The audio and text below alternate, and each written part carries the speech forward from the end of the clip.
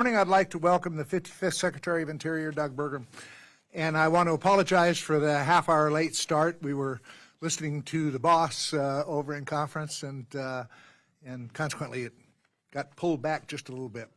Mr. Secretary, this is your first formal budget hearing before our subcommittee. While I am disappointed you didn't arrive in a covered wagon, on behalf of our members, I'd like to offer our congratulations on your confirmation.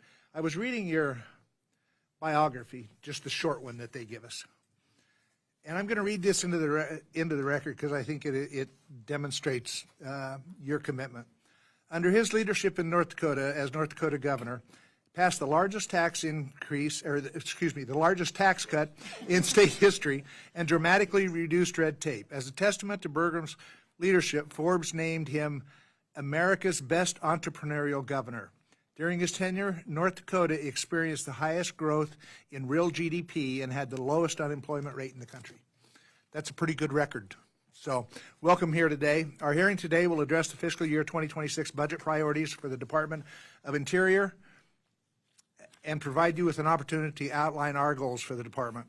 I thoroughly enjoyed our sit-down meeting, hearing firsthand about your time in the private sector as well as governor and how you plan to apply lessons learned from these experiences to address the many challenges facing the department. As a native North Dakotan and former CEO of a successful tech company, you bring a fresh perspective to the department. I look forward to learning how you plan to reshape the agency while promoting domestic energy production, unlocking critical minerals, addressing the maintenance backlog at our national parks and public lands, and meeting our treaty and trust obligations throughout Indian country. This committee stands ready to roll up our sleeves and work with you to implement efficiencies and reduce redundancies across the agency so that the focus can be on investments that advance the department's core mission. Overall, the President's skinny budget for FY 2026 request provides roughly $10.6 billion for the Department of Interior programs under this subcommittee's jurisdiction. While we recognize the administration proposed some deep funding cuts that will likely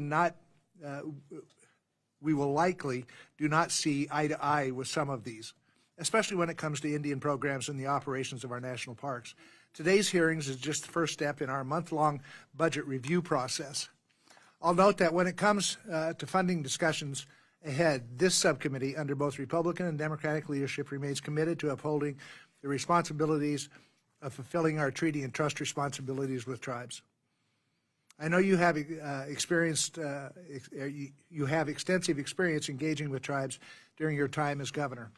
We look forward to working closely with you to prioritize this year's funding to address the greatest tribal needs, including education, law enforcement, and land management issues. In terms of policy, I look forward to learning how you are working with the White House to unleash America's energy, streamline permitting and the Endangered Species Act reviews, and improve wildland firefighting. I also want to personally thank you and the administration for halting the Lava Ridge Wind Project in Idaho, something that had literally no local support whatsoever. As you well know, this out-of-touch project failed to prioritize the concerns of Idahoans and was rammed through by the previous administration. Secretary Burgum, thank you again for joining us this morning. Going forward, I hope we can continue to keep an open line of communications to ensure that as this committee moves through the budget process, we can continue making sound investments to advance the administration's agenda and ensure the long-term well-being of the department. With that, I yield to Ranking Member Ms. Pingree for any opening remarks that she may have. Thank you very much, Mr. Chair. Thank you for holding this hearing this morning. And Secretary Burgum, thank you very much for being with us today. I appreciated that the slight delay in committee gave me a chance to say an initial hello to you, and nice to meet, even though I represent Maine, a fellow Midwesterner since I was born in Minnesota. Yeah, sure, you betcha. I do want to thank you for bringing your many skills as a former governor and a businessman to this very important position. The Department of Interior is tasked with protecting and managing our natural resources and cultural heritage, to providing scientific information about those resources and honoring our trust and treaty responsibility. But I will warn you, I am very concerned about the state of the Department of Interior. From my view, in just 4 months, the department has been destabilized, and there's been a stunning decline in its ability to meet its mission. Given your extensive executive experience, I am disappointed that you would allow this to happen. In partnership with Elon Musk's what I consider a rogue agency, the DOGE, you have illegally canceled grants for conservation, for ecosystem restoration, and other important work. Over 1,700 probationary employees have been recklessly fired, and 7,600 people, or 11% of the interior workforce, have been pushed to resign. These are not just numbers. These people are experts and dedicated public servants with decades of programmatic and institutional knowledge that is critically needed to ensure the department fulfills its mission and is a guardian of our public lands. To make matters worse, the agency has a hiring freeze, and you are considering even further reductions in force. I don't see this ending well for this precious agency that this committee is dedicated to oversee. And this committee has devoted hundreds of hours to nurturing this agency. I'm very proud to serve on a committee that generally works in a bipartisan way to make sure that the Department of Interior stays strong. Further, due to the policies you have instituted, employees are hamstrung from accomplishing everyday tasks by absurdly limiting credit card expenditures to $1. This is no way to efficiently run an organization. In fact, these actions seem to be designed to obstruct employees from doing their job. Even the National Park Service feels that it's been under attack. Ahead of peak season, you have gutted staff. So my national park, like Acadia in my home state of Maine, is understaffed and without the resources needed to keep summer visitors safe. Our parks are pristine and need to be protected. Fiscal year 2026 is equally devastating, with a proposed cut to the department of 30%. That budget eviscerates the U.S. Geological Survey with a proposed $564 million cut, targeting scientific research on natural hazards, ecosystems, water, and earth mapping. These programs help us monitor and provide real-time earthquake and hazard information. They strengthen our assessment of groundwater and surface water systems, and they help ensure our national security by informing the management of our mineral and energy resources. Without these programs at USGS, our communities will be left vulnerable to natural disasters and deprived of the scientific data that guides responsible land management. This budget, with a 30% cut, shamefully abandons our trust and treaty obligations to Native Americans, slashing the Bureau of Indian Affairs public safety and justice programs by 19% when we are already only meeting a fraction of the need. The budget also chooses to eliminate funding for a desperately needed school construction, leaving a $1 billion repair backlog untouched. So, Secretary Burgum, the document we're here to discuss today is more than just a budget. It's a blueprint for dismantling the very mission of the Department of Interior, making it impossible to protect our natural resources and iconic national parks or uphold our commitments to tribal communities now and for future generations. As the ranking member on this committee, I wholeheartedly oppose these cuts. I cannot stand by and watch this agency be hollowed out. So thank you again for being here this morning. I'm sorry that we disagree on the perspective on how this department should be run, and I do hope you are here to give us a rationale for these decisions or to work with us to reverse them. And I yield back. Thank you, Ms. Pingree. We were going to have opening statements by Mr. Cole and Ms. DeLauro, but they've been delayed, obviously. So we'll just go on with your testimony right now, Mr. Secretary. Your floor is yours.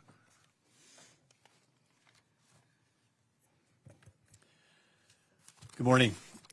Thank you, Chairman Simpson and Ranking Member Pingree, and distinguished members of the subcommittee. Thank you for the opportunity to testify in support of President Trump's fiscal year 2026 budget blueprint request for the Department of Interior and discuss what we're doing to make America safer, stronger, more beautiful, and more prosperous.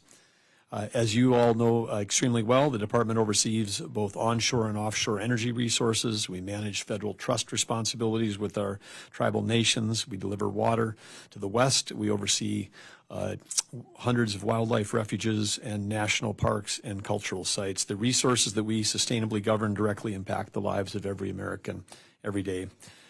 Interior managed resources hold a significant position on America's balance sheet. The public lands and minerals within the interior domain include more than 480 million acres of surface land, 750 million acres of subsurface and mineral estate, and more than 2.5 billion acres of offshore. Our national resources are national assets that belong to the public, and they should be responsibly managed to help grow our economy, help balance our budget, and generate a revenue for the American citizens. With common sense approaches and modern systems, we can increase the returns for our citizens, strengthen our economy, create great paying and meaningful jobs, all while protecting our beautiful lands, our abundant wildlife, and our clean air and clean water. The President's 2026 budget blueprint requests $11.9 billion in current authority for the department, providing significant savings to the American people. Of that amount, $10.6 billion is within the jurisdiction of the Interior Environment Appropriations Subcommittee. The 2026 budget for the department features strategic investments to further President Trump's commitments to energy dominance, which is the foundation of American prosperity, national security, and world peace. We are focused on increasing the production of affordable, reliable energy on federal lands. We've already taken some common sense measures to increase production in the Gulf by 100,000 barrels a day with a simple policy change. With this will help reduce the price at the pump for American families, and we proudly announced that the first historic lease sale in the newly renamed Gulf of America will occur later this year. We're also busy rectifying the mountain of restrictions designed to restrict resource development in Alaska. Last month, we removed layers of red tape that undermined coal production on federal lands. Clean American coal is a triple win for our country because thermal coal provides reliable and affordable baseload electricity at a time when we need more electricity than ever. Metallurgical coal is the foundation for bringing back our steel industry, which we need for national security. And the mining and refining of coal that contains critical and rare earth minerals is essential to secure our own domestic supply chains for our defense, transportation, and tech industries, because today we are in a huge position of vulnerability relative to our critical mineral supply chain. Right now, America is in an artificial intelligence arms race with China. This race is going to be won not only by technology, but by electricity production. Keeping domestic coal-fired power generation open will help us win this contest while driving down electricity costs for American families and improving the reliability of our grid. The department is also undertaking efforts to establish our position as the leading producer and processor of critical and rare earth minerals, which will create jobs and prosperity at home, strengthen domestic supply chains for the United States and its allies, increase our national security, and reduce the global influence of adversarial states. Preventing and combating wildfires is vitally important to protect people, communities, and the environment. Nearly 65,000 wildfires burned more than 8.9 million acres across the United States last year, endangering communities, critical infrastructure, and local economies. Federal wildlife risk mitigation and suppression responsibilities for wildlife fire, as this committee knows, is currently split across 5 agencies in 2 different departments. We've got duplicative and ineffective structures that couldn't be improved. This budget proposes reforming the federal wildland fire management to create an operational efficiencies by consolidating and unifying federal wildland fire responsibilities into a new centralized federal wildland fire service at the Department of Interior. This new service will streamline federal wildfire suppression response, risk mitigation efforts, and coordinate with non-federal partners, including states, locales, and tribes, to combat the wildfire crisis. The Department of Interior upholds the federal government's unique trust responsibility by fostering government-to-government relations between the federal government and federally recognized tribes, American Indians, and Alaska Natives. This budget supports programs at the Bureau of Indian Affairs and the Bureau of Indian Education, sustaining the federal government's support of the core programs that benefit tribal communities. Since becoming Interior Secretary, I've had the opportunity to travel to our national parks, historic sites, Bureau of Land Management, and Bureau of Reclamation, some incredible locations, including the Hoover Dam. Bureau of Reclamation is the #2 hydropower producer in America. And I've also visited the wildlife refuges to learn and hear more from the leadership on the ground at each of these places. We're instituting changes to get more people actually working on the front lines, and we're looking forward to an outstanding summer at our historic sites, parks, and refuges. By opening more areas to hunting and outdoor recreation, we're helping to drive tourism, create jobs, and generate revenue for local communities, all while promoting responsible stewardship of our natural resources. Interior is also focused on streamlining our core business operations, which will result in significantly improved efficiencies and lower costs for Americans and will benefit each of the bureaus within Interior.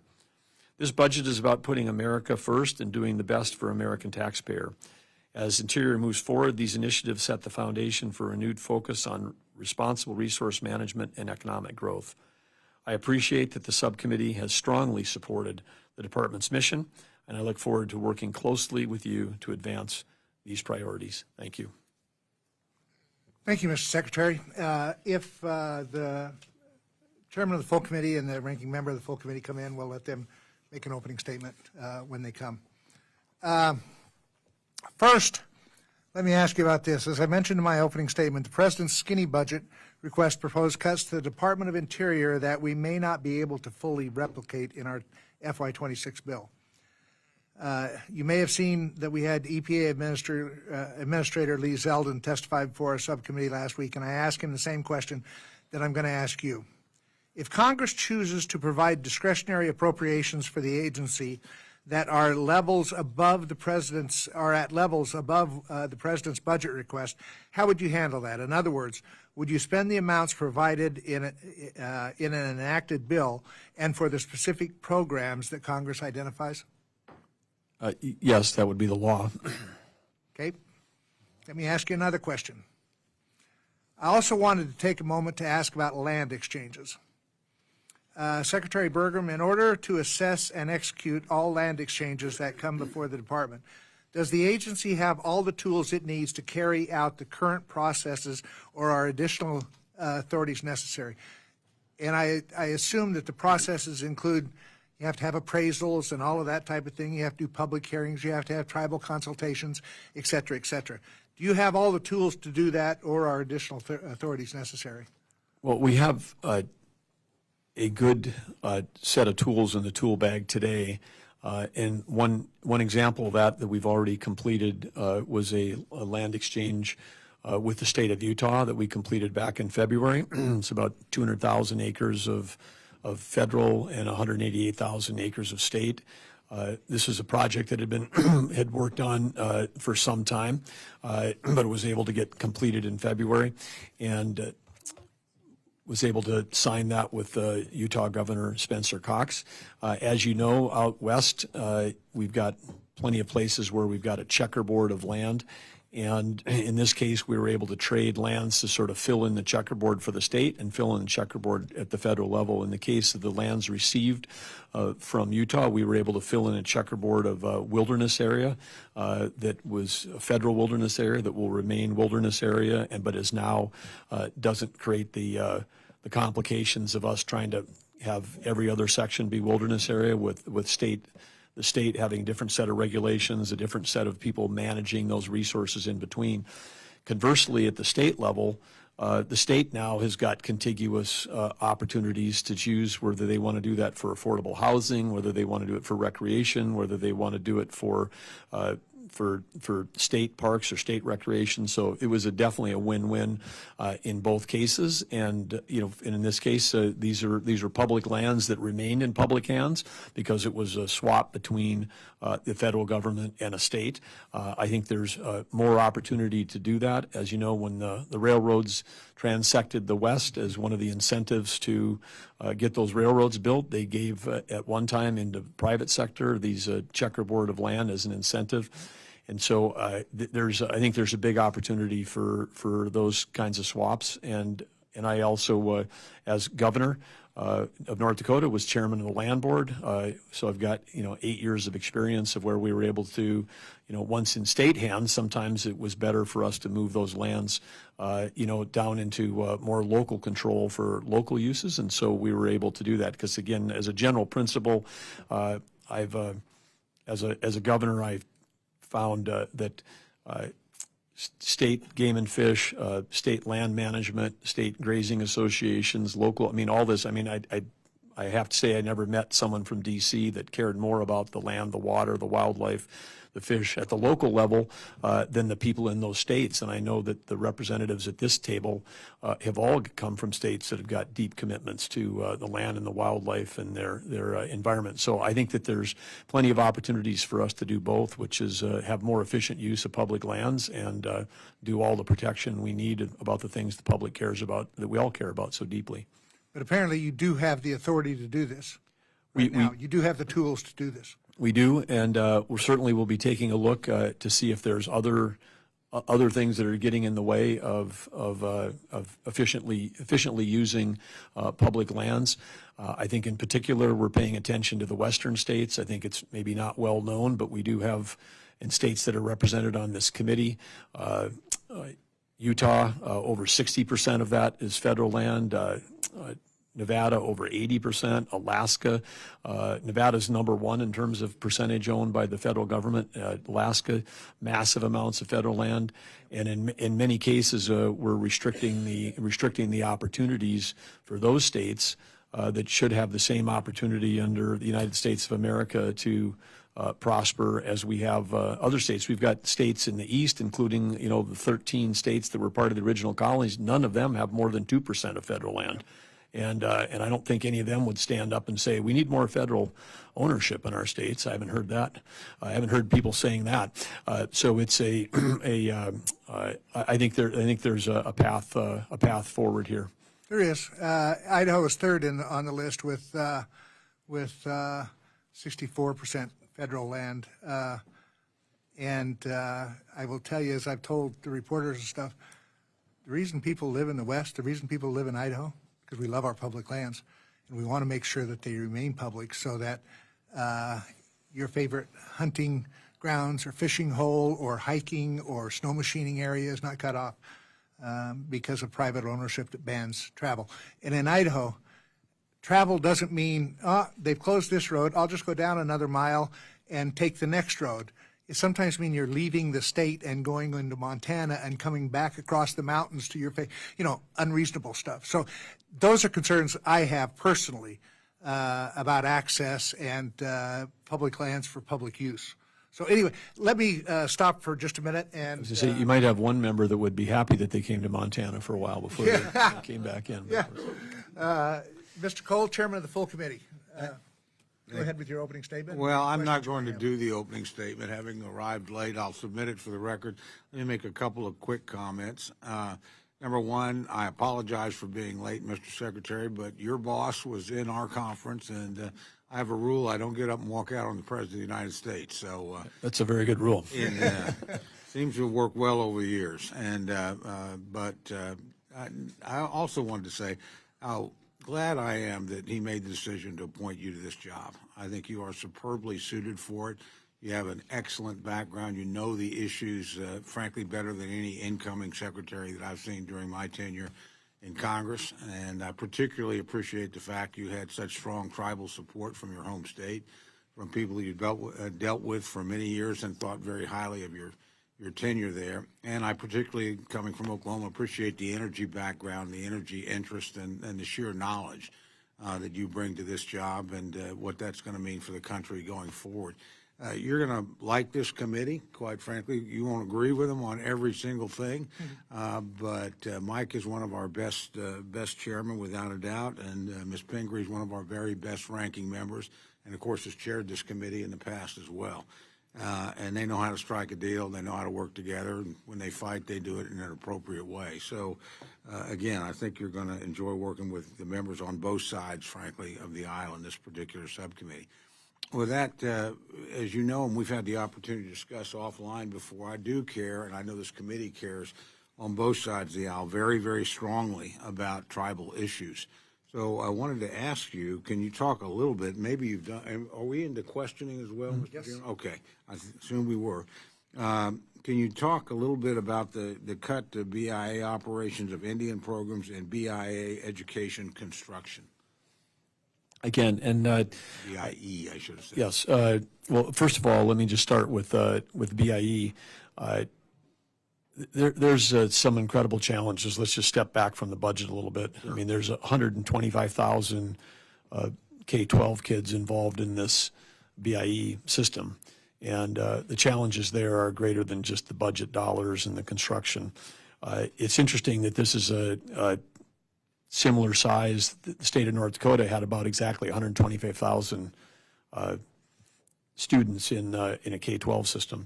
In North Dakota, we had BIE schools, we had tribal schools, and we had public schools in North Dakota, and a small number of private, parochial schools.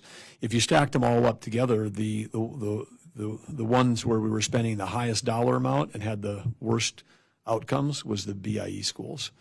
And as a governor, this was frustrating because I felt, again, every enrolled member of every tribe is also a North Dakota citizen and a U.S. citizen. And when I took office and when I campaigned, I said, doesn't matter if you voted for me or not, as governor, I'm responsible for everybody here. And we're, to the degree that whether it's roads or public safety or education, felt that responsibility. But the BIE schools were tough to get it because they were isolated. We had a better shot at helping the tribal schools that were tribally run but still could get state aid than we could on BIE. So I'm bringing a lens where I've had an opportunity to see this thing where it's not, funding is the issue, and there's a lot of deferred maintenance out there. I mean, for sure there is, and we need that, but we've got to figure out there's something else going on here that we have to take a look at other than just budget. I mean, I think we've seen that across education in this country. It's not always a correlative between the more money you spend, the better outcomes you get. So that's something that we're dedicated as we get our team on board and bring people on board. We're trying to really dig into this, dig in to understand, what the challenges and the opportunities are. And I think that, they're not spread. There's many states that do not have any BIE schools. And so there's an opportunity to look for deeper partnerships between the states. And also to say at the tribal thing, because some of the tribes that have taken over the responsibility for those BIE schools at a local level, some of them have got an interest in the resources to do it. The really sad place when you think about synergies in states like mine, we got one tribe where you've got a BIE school and a tribal school, and they're within a mile of each other, and you're like, okay, are they're why wouldn't they be working together? I mean, is it because they're worried about 5 less spots on the starting basketball team, or is it because of some economic incentive that's causing people to say, hey, we want to keep the tribal school because of the pay structure for teachers and school board members versus a public school where maybe school board members are not getting paid? I mean, I think we got to really dig in and try to find out why in those cases that wouldn't be just a natural desire to get synergies between those existing structures. And I think it's going to be on a community by community, case by case basis. But we're not talking about millions and millions of, I mean, by comparison, Clark County has got 300,000 students in one county. I mean, we're talking about 100. These are small rural schools, which I'm very familiar with. But even within those, I think there's a way where we can find some solutions. So yeah, people will be concerned about a proposed budget that has lower dollars, but I'm more concerned about how do we find a long-term solution, because we could fund it at last year's level, fund it at a higher level, and I don't think the question you should be asking me is, are we getting better outcomes?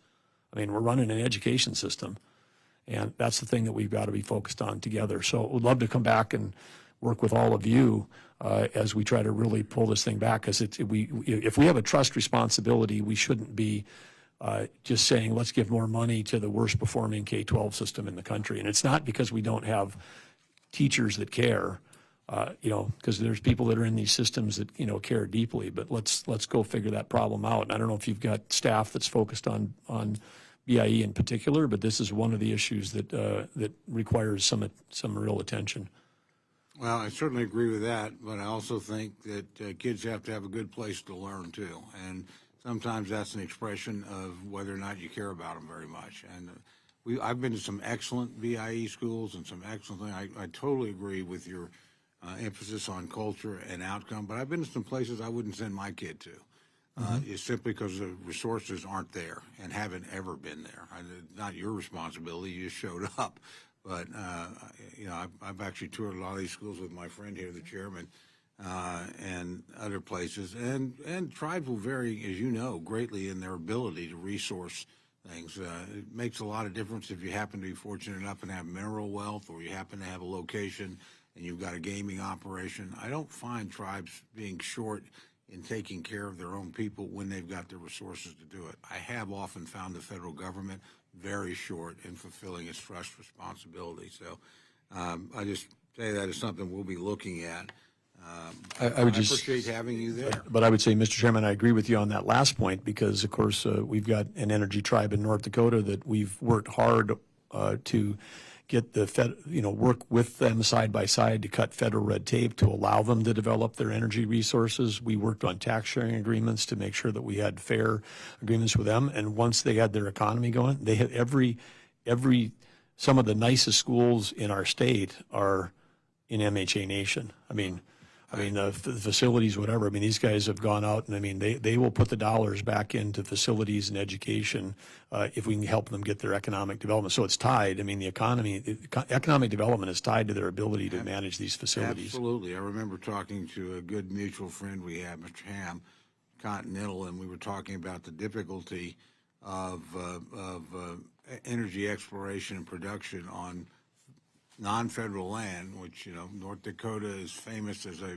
energy-friendly and supportive state, versus what happened the minute he crossed an imaginary line onto an Indian reservation. It was not the tribes; it was the just relentless, federal regulation, fee structure, everything else. And so I commend your work in that, because again, if they have resources, they'll put them in the right places. And well, and I would say I've always said that the hardest job in politics is not as representative or a senator or a governor. It's being a tribal chair or a tribal member, because they have to deal with layers of federal regulation in addition to. My mother was the first Native American woman in the state Senate in Oklahoma, and I asked her once, "Why didn't you do tribal politics?" She said, "It's too tough. It's like family politics," and it is. Can I have? I'm using my time, but I have one more area I particularly wanted to ask you about, if I may.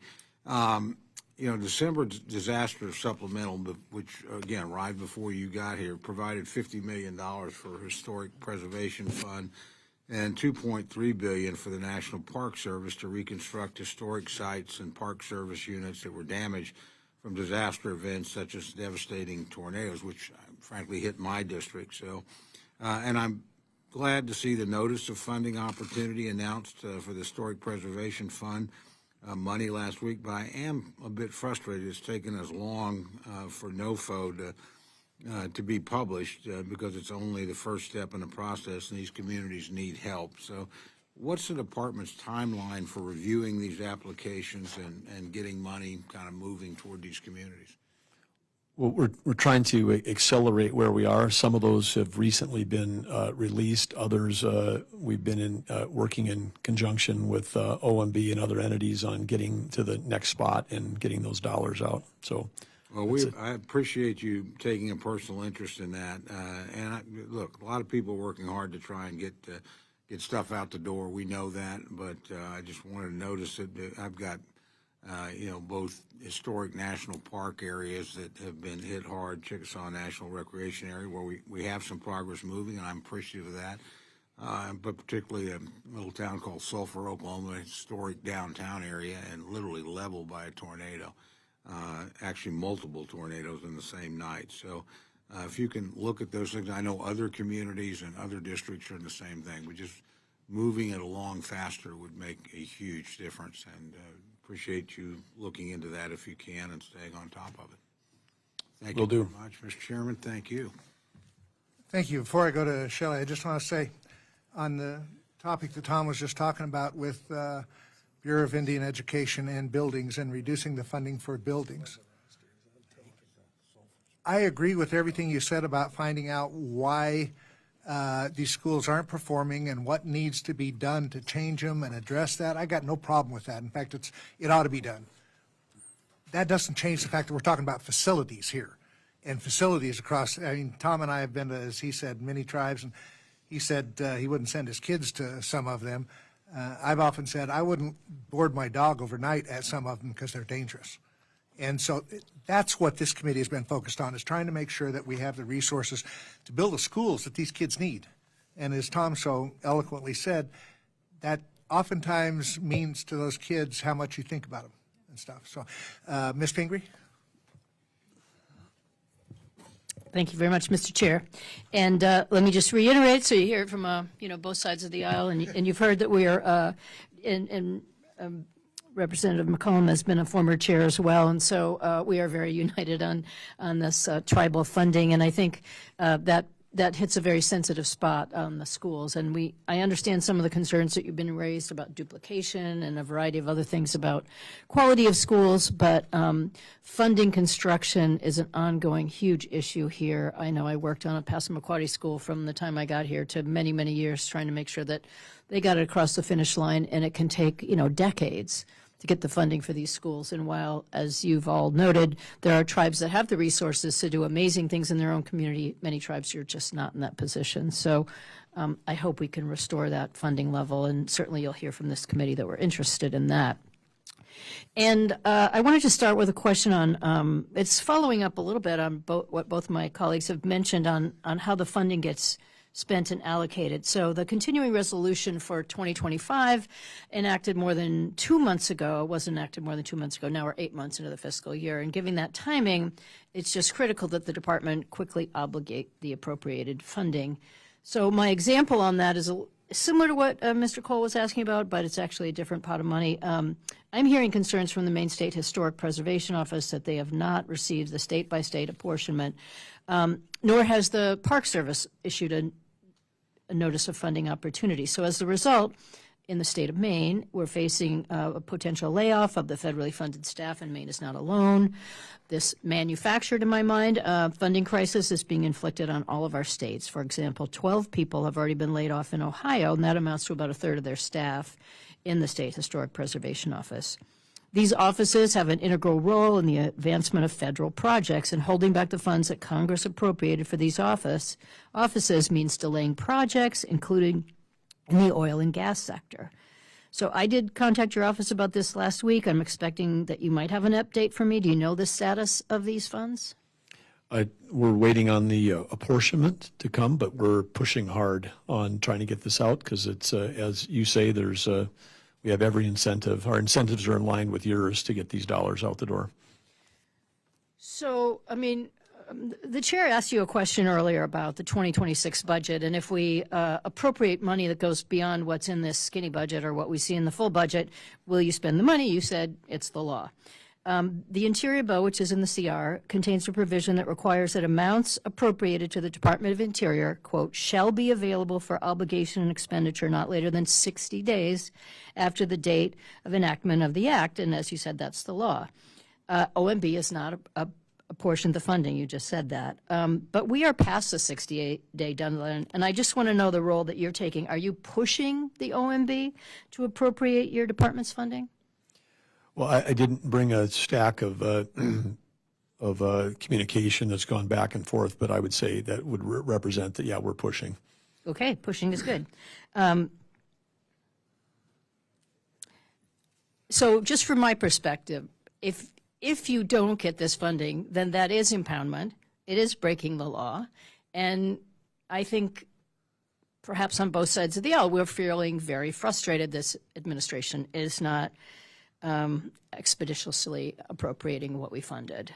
I guess I would just have to say, and I mentioned to you earlier, there's a lot of frustration here, and Congress has the power of the purse. We meet in this committee, and we do an incredible amount of work, negotiating back and forth on both sides of the aisle to arrive at these numbers and to figure out what should be done.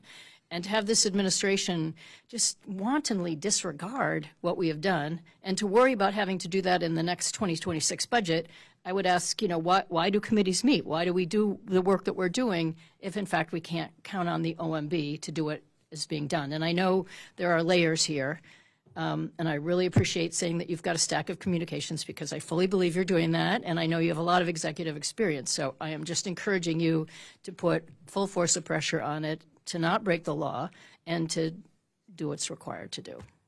Thank you. Will do. And as a governor, I understand the importance of the state historical preservation offices and the tribal historical preservation offices. So we're aligned in getting appropriated money to people so they can do their jobs. Great. We will look forward to seeing that continue to happen. I'll yield back there and I can ask my next question later. Thank you, Mr. Chair. Thanks, Mr. Chairman. I don't think I've congratulated you yet, Mr. Secretary, so belated congratulations. Be careful what you ask for, right? I don't think I asked for this, but I did say yes. So Okay, fair enough. Little did you know. Can you tell me where you're at in terms of, I'm intrigued by the idea of consolidating federal wildland fire responsibilities. Can you tell me, will Boise still be kind of the operational center of firefighting under this? And briefly, just where we at on that consolidation? I think I got the impression your consolidation is going to be ready to go this fire season, which is, I don't know, depending on where you are, might be here already, but here shortly. No, the fire season's here already, and I've been working closely with specifically with Brooke Rollins and USDA on this plan, and I think that the key here is building off the successes we have. You know, the Idaho, where the joint operation right now is the closest thing we have to coordination, but we still end up in situations that are where resource allocation is affecting our ability to fight fires. I had personal experience of this last October. We had a wildland fire in North Dakota. It was happening not completely overlap, but not long after the LA fires at 124,000 acres. That's bigger than all the LA fires. No one ever heard about it. We lost 2 lives. We had a couple of ranchers trying to protect livestock that got caught in the raging speed of a overland prairie wildfire. Very tragic. We knew that it was a high fire risk season. We had our state resources, including our National Guard on call, in position, ready to go. Black Hawk helicopters with the ability to do drop buckets out trying to protect folks. This started on middle of the night on a Friday night, and Saturday morning at 6 a.m. Myself and the state of North Dakota was calling for federal air support, and they arrived on Tuesday. We'd been called on Saturday afternoon, Sunday afternoon, Monday afternoon, Tuesday. That entire time, I'm fully understand, because now Senator Tim Sheehy, who is running a contract business, flying aircraft, had aircraft sitting on the ground in Montana, a short distance away, and there was never a decision made to distribute aircraft for this thing, and where it was, the adjacency of the fire to Lake Sakakawea, the fact that it was in these tough Badlands canyons that you couldn't get out with fire crews. They came in with their scoopers, they're loading up a plane in 11 seconds, skimming along the surface, 6 tons of water, and they had this fire out in 4 hours.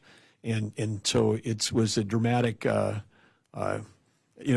example of how a little better coordination of releasing resources and making decisions could get us there. And I think that so we're moving ahead with that, and I would expect that you'll hear from ahead of any legislation. You'll hear a joint announcement from Brooke Rollins and myself soon about how we're trying to implement greater coordination in this fire season. Great. And we'll be getting back with you in terms of who's the point in your office just for monitoring that sort of stuff, but it sounds like you've got a good feel for it. Well, we got to start. I mean, given that this is moving one responsibility from a department to another, and you're in a position here oversee with both, we'd want to work closely with this committee to make sure that we get all of the the appropriations, everything figured out. But we think this is one of these things where if we can make better decisions faster, and we can save money with better systems on decision making using all the current tools. I know that former Secretary and Congressman Zinke is coming from Montana, also knows that there is tools that were available to him as a Navy SEAL 20 years ago that we're not using to protect firefighters on the ground right now. So we've got to make sure we equipped everybody with the right tools, give them the right command structure, and and then put more firefighters on the front line and less people, trying to make manual decisions about where to allocate resources. I appreciate that. Now, I want to move the focus to personnel, or that's an old term, HR, whatever the new term is.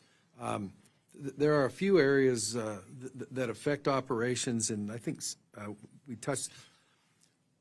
When you talk about getting an appraisal for any kind of federal land, that means you've killed the idea. And I don't mean that disparagingly. I'm just saying, well, we've only got, this many certified appraisers, and 3 of them are on death's door, and the 2 that are left are scheduled until, sometime in the next century or something like that. And so that's an issue that has been around for a long time. I bring that up. Certified minerals examiners, same thing. And then I also bring it up in the most recent stuff, where when you look at the mission of Interior, especially in the West, where so much of the ground is yours, and you talk about just administering that in an everyday sense, whether it's, range people or real estate people or anything. So when the last round of cuts comes, at least in the parts that I pay attention to, your state and district offices were already significantly below whatever. Now, I'm not saying whatever is unassailable. It's like, listen, if there are positions being carried that can't be, justified, then quit carrying them. But when you put those cuts on top of a bunch of vacancies, which leads us into what they're getting paid and can they afford to live where they're, all that other sort of stuff. And I'll just say, I hope that becomes something that and we've mentioned it to secretaries long before you, and it's tough, and I get that, but I think this is an opportunity, and I think we've seen it so far, for a refocus on the mission of Interior nationwide, where it's like, hey, they're going to need a little more support than, oh yeah, them too. So I say that whether you're talking about Native issues or whatever, where it's like, I think this committee has always been, so you've got some support there in terms of going, you want us to operate efficiently? Good. You want us to but we also need the ability to operate. And those are just a few of the areas where it's like, I don't know how you can sit there and hold somebody's feet to the fire when there's a whole bunch of empty desks. Well, I got this sort of hits on across. You mentioned BLM is one of the key things where appraisals that are occurring, but the high level thing, what we're trying to accomplish in terms of a strategic restructuring would be to get more people on the front lines. I mean, more rangers in the park, more biologists on the rangeland, more people doing appraisals on these, whether it's mining or whether it's Southern Nevada Lands Act transfers. And I think that there's a big opportunity to do that as we get our hands on the layers. I mean, BLM, for example, they have field offices, they have district offices, they have regional offices, they have state offices, and then there's a federal office. And I don't know any, corporation today that's in any business, but even if you were in the timber management business, or if you're in the raising business, you wouldn't have 5 layers between headquarters and the front lines. I mean, with today's systems, you might have 3, but you wouldn't have 5. So whatever we're doing to try to streamline, we're at the end of the day, we want to end up with more people, more minutes on mission, as you say, more people that are out there getting it done. And then in some cases, we just have to change the administrative rules. I mean, I was with you in Nevada last week. I guess it was Friday. We were there Friday afternoon, meeting with the governor and with Secretary Turner from HUD. And the Southern Nevada Lands Act has been around since Harry Reid was in office, and it's very structured process for how we move BLM land into other uses in Southern Nevada. And one of those uses is affordable housing. And so we were at a project. After our meeting with the roundtable with all the local, we went out to that 18 acres. In the administrative rules, it's being transferred to the city of Henderson for a 390 unit, $120 million affordable housing project at $100 an acre. I mean, this is a huge benefit for that project. And then Representative, I said, well, how fast can they get going? They said, well, we're waiting for the appraisal. And I said, it says in administrative rules, it's $100. It's not going to change. It's $100 an acre. They said, yes, but we're still required to do an appraisal. And I'm like, why are we required to do an appraisal? Well, because that's also in these rules. So then we have conflicting rules. And then I said, well, how long does the appraisal take? They said, well, it could take longer than 6 months, but that's a problem because if it's longer than 6 months, then it's outdated and we have to start over again. It trips this continuous thing. And, you know, these are the things that, you know, coming from the private sector, I'm just like, I get motivated when I hear these things because I'm like, we just have to get rid of all of this. This creates more work for the people on the front lines and we get less things done. And in the end of the day, what we did in North Dakota, we cut, when I took office, we were having a huge revenue crisis because of the, having a revenue drop. We had to cut $1.7 billion out of a $6 billion general fund in a little state like North Dakota, $1.7 billion in my first 4 months, you know, coming from the private sector. All the trains still ran on time. That's just 27% cut. And we did that. And part of it is we got rid of the things that were getting in the way of the team members doing the jobs that they wanted to do. People go into government because they want to make a difference. They don't go into government because they want to push paper and use 50-year-old IT systems. So anyway, there's a way to end up with more meaningful, purposeful, effective jobs and reduce costs because I've done it. I mean, I know that's true, but in this case, you're spot on, Representative, in terms of the around the appraisals and around the need for making sure. And I would say you mentioned, you know, Winnemucca, Elko, you know, all these communities where it's hard to staff. Those guys are the lifeblood of our agencies, the people that are working in these remote areas, and we need more of them. And we need, you know, frankly, we need less people in Washington D.C. The people in Washington D.C. When I walked into that building that holds 4,000 people, there was nobody there.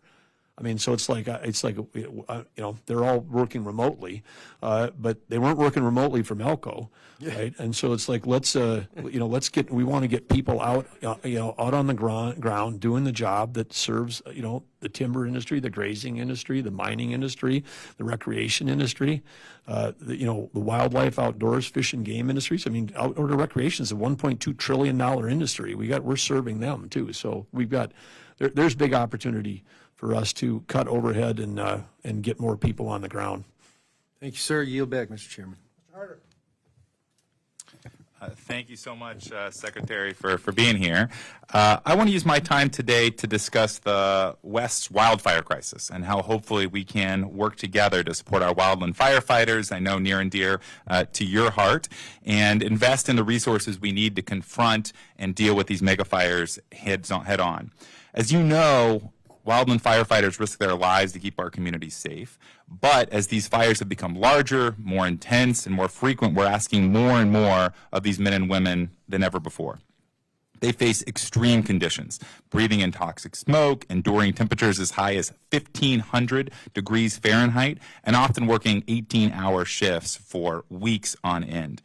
When tragedy strikes and a firefighter is injured, we owe it to them and their families to provide full support. But right now, only the U.S. Forest Service has a formal casualty assistance program. That means thousands of firefighters under the Department of Interior still don't have access to those same benefits. My bill to fix this, that was included in the bipartisan Fix Our Forest Act, would make sure that all Department of the Interior federal firefighters and their families have access to the support they've earned. Secretary Burgum, do you support establishing a Department of Interior casualty assistance program so every federal wildland firefighter is protected if tragedy strikes? Well, Representative, I would say with, you know, my experience as governor, I had a commitment that I was never going to commit to support a bill that I hadn't read. And so I won't go that far, but I would say that from an intention standpoint of what you're trying to accomplish, I fully support from an intention.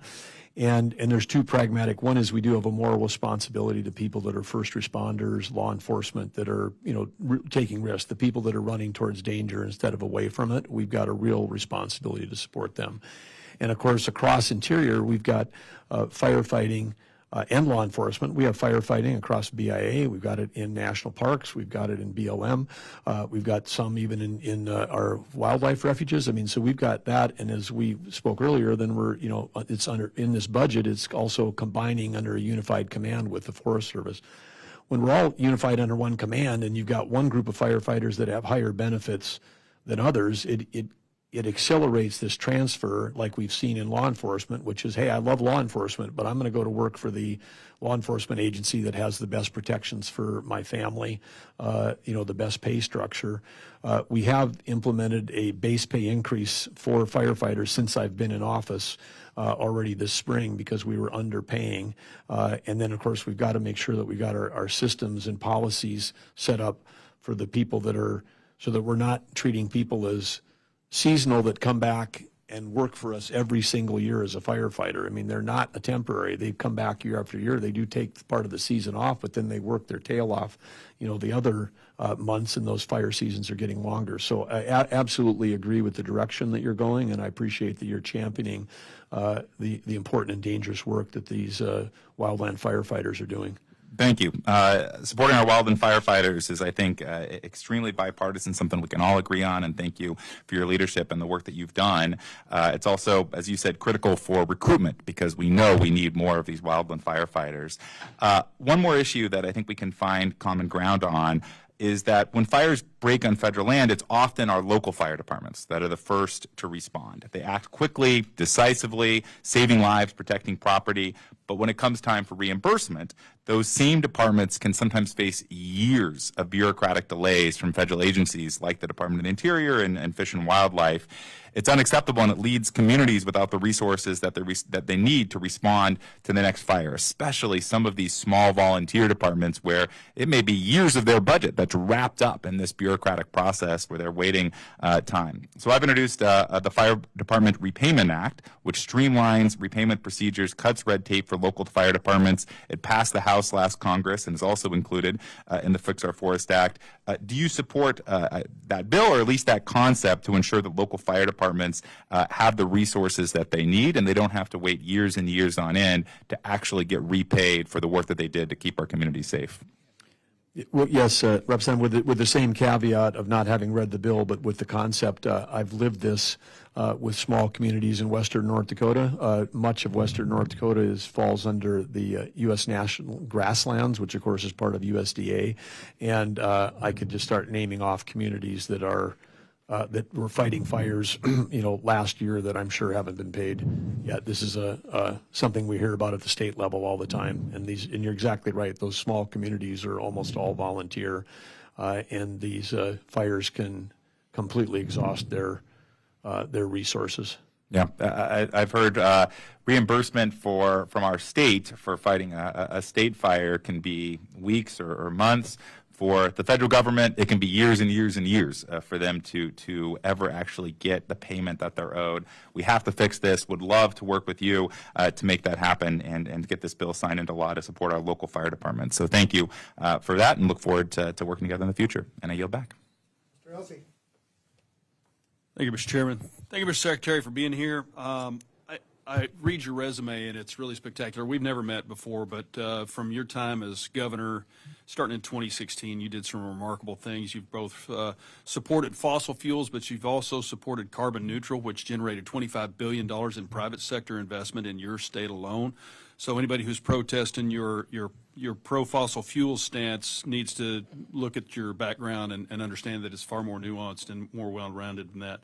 You're also a China hawk, which I greatly appreciate, and the need to mine and process critical minerals in the United States determines whether or not the Chinese surpass us in many sectors, including military, or not. And so I'm glad that you're in charge of, you're the energy czar as well as mining czar.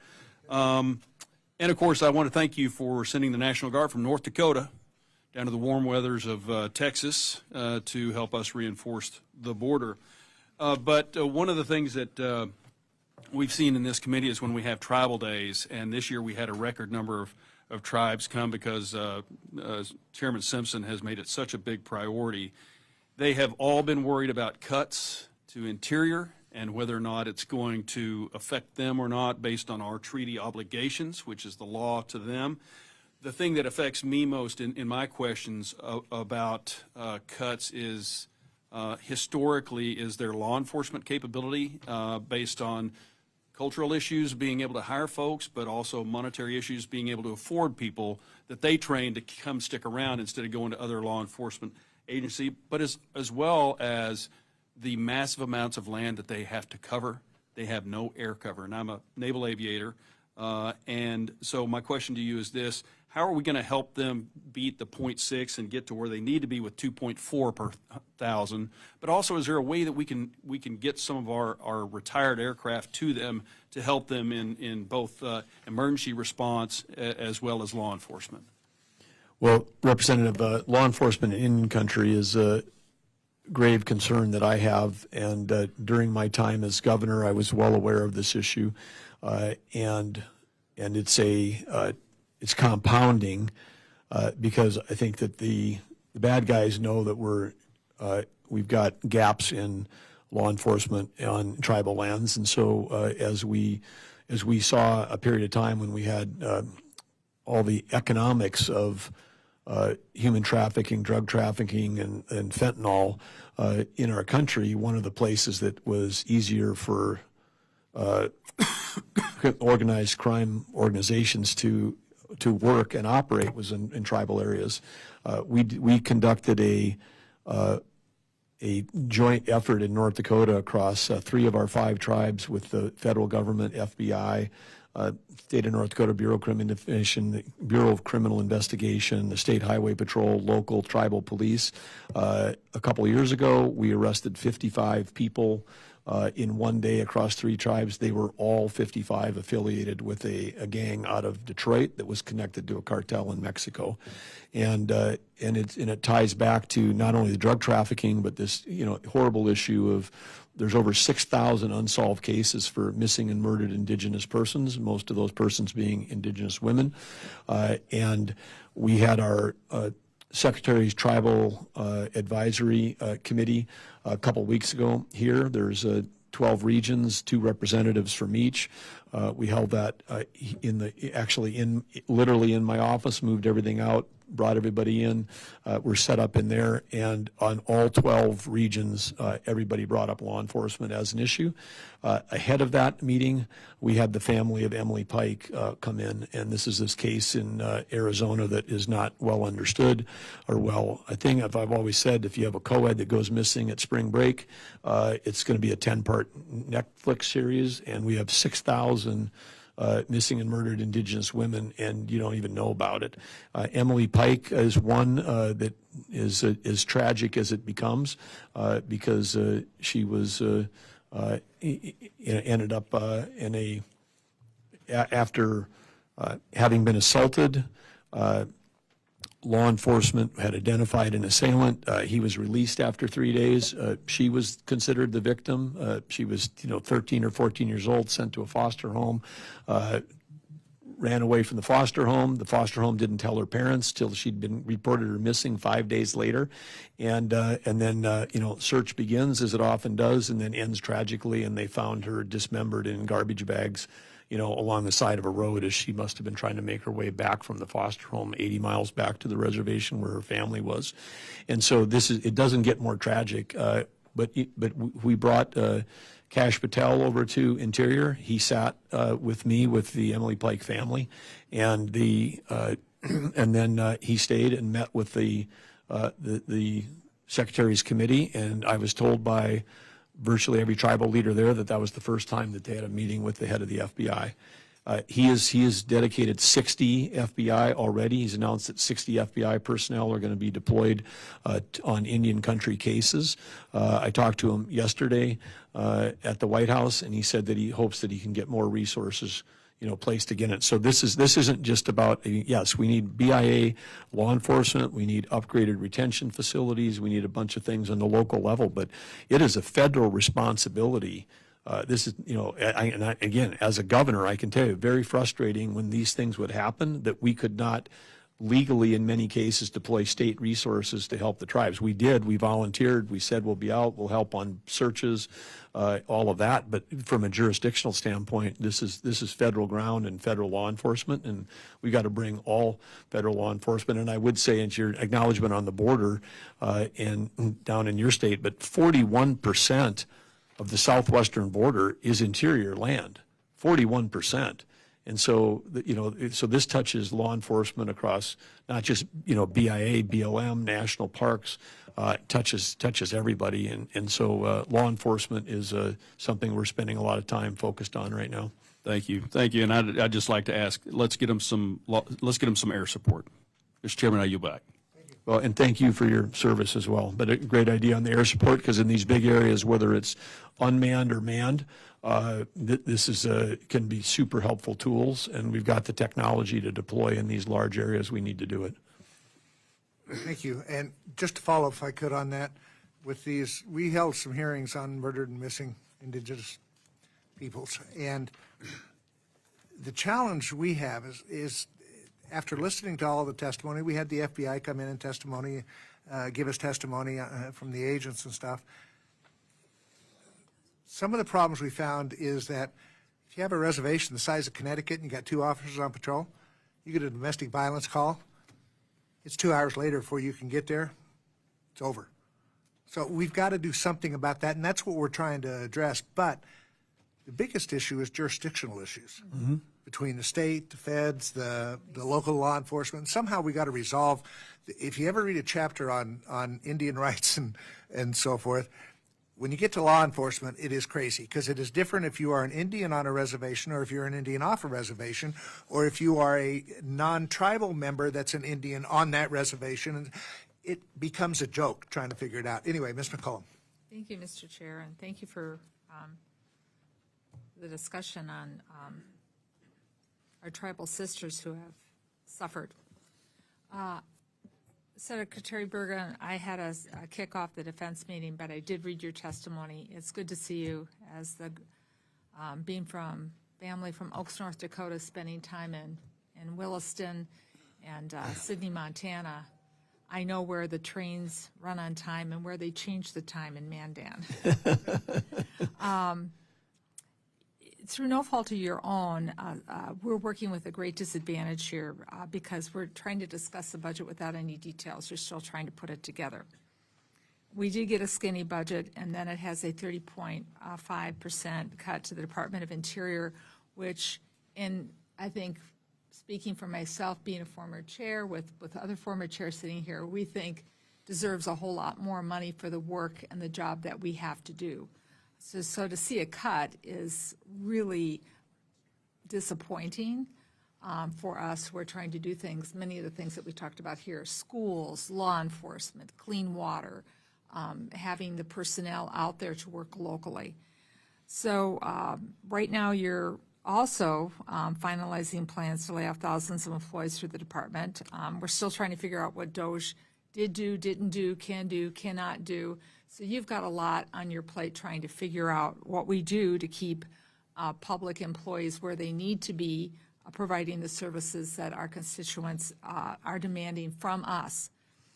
Cutting park operations, you know well, you mentioned it, fewer park rangers to keep our visitors safe, to do the education that we need to do with the next generation about how important our natural resources are. And then there's just less maintenance of trails and national landmarks and that people go to visit the great state of North Dakota. I'll throw South Dakota in there just to keep everything good in the 5-state area, just to see what's happening. And it's those personal connections. One of the things that I found really alarming is the 39% cut to the U.S. Geological Survey. That's the scientific backbone of your department, the flow of water that sustains life, water that sustains our economy, whether it's crops. And then water, as we well know, with what happened in Fargo and Moorhead, is still fresh in everybody's mind if you're around there, what happens when there's floods. So I hope, Mr. Chair, that as we have a little more money coming our way, that we don't forget the U.S. Geological Survey. Well, they propose, we dispose. And so this is perfect. Leads into what Chairman Cole was saying about making sure that there's money for historic preservation. So the cuts of $900 million from tribal nations, public safety, school infrastructure, you heard it. I just have to reiterate, we're very, very concerned about that. So as I said, we haven't seen much of your budget. So let me turn to something that isn't budgetary, which I normally don't do in this committee. I'm going to have my staff hand you a letter. This letter was sent on April 8th by me and other members of the Minnesota delegation. It is, and I can imagine how many letters you have, and maybe this one wasn't at the tip top of the first pile that was on your desk. The Mississippi National River Recreation Area was established by Congress in 1988 as a partnership park. MNRA, as it's called, and the Park Service, they work with 25 local governments, state and tribal nations, and other partner organizations to conserve, interpret, and manage 72-mile stretch of America's greatest river, the Mississippi River, also a working river. It incorporates local parks like the Bruce Vento Nature Sanctuary, named after my friend and predecessor who sponsored the MNRA organization. Earlier this year, Elon Musk directed GSA to cancel the leases for the park's operational headquarters and its only visitor center, located in the lobby of the Science Museum of Minnesota.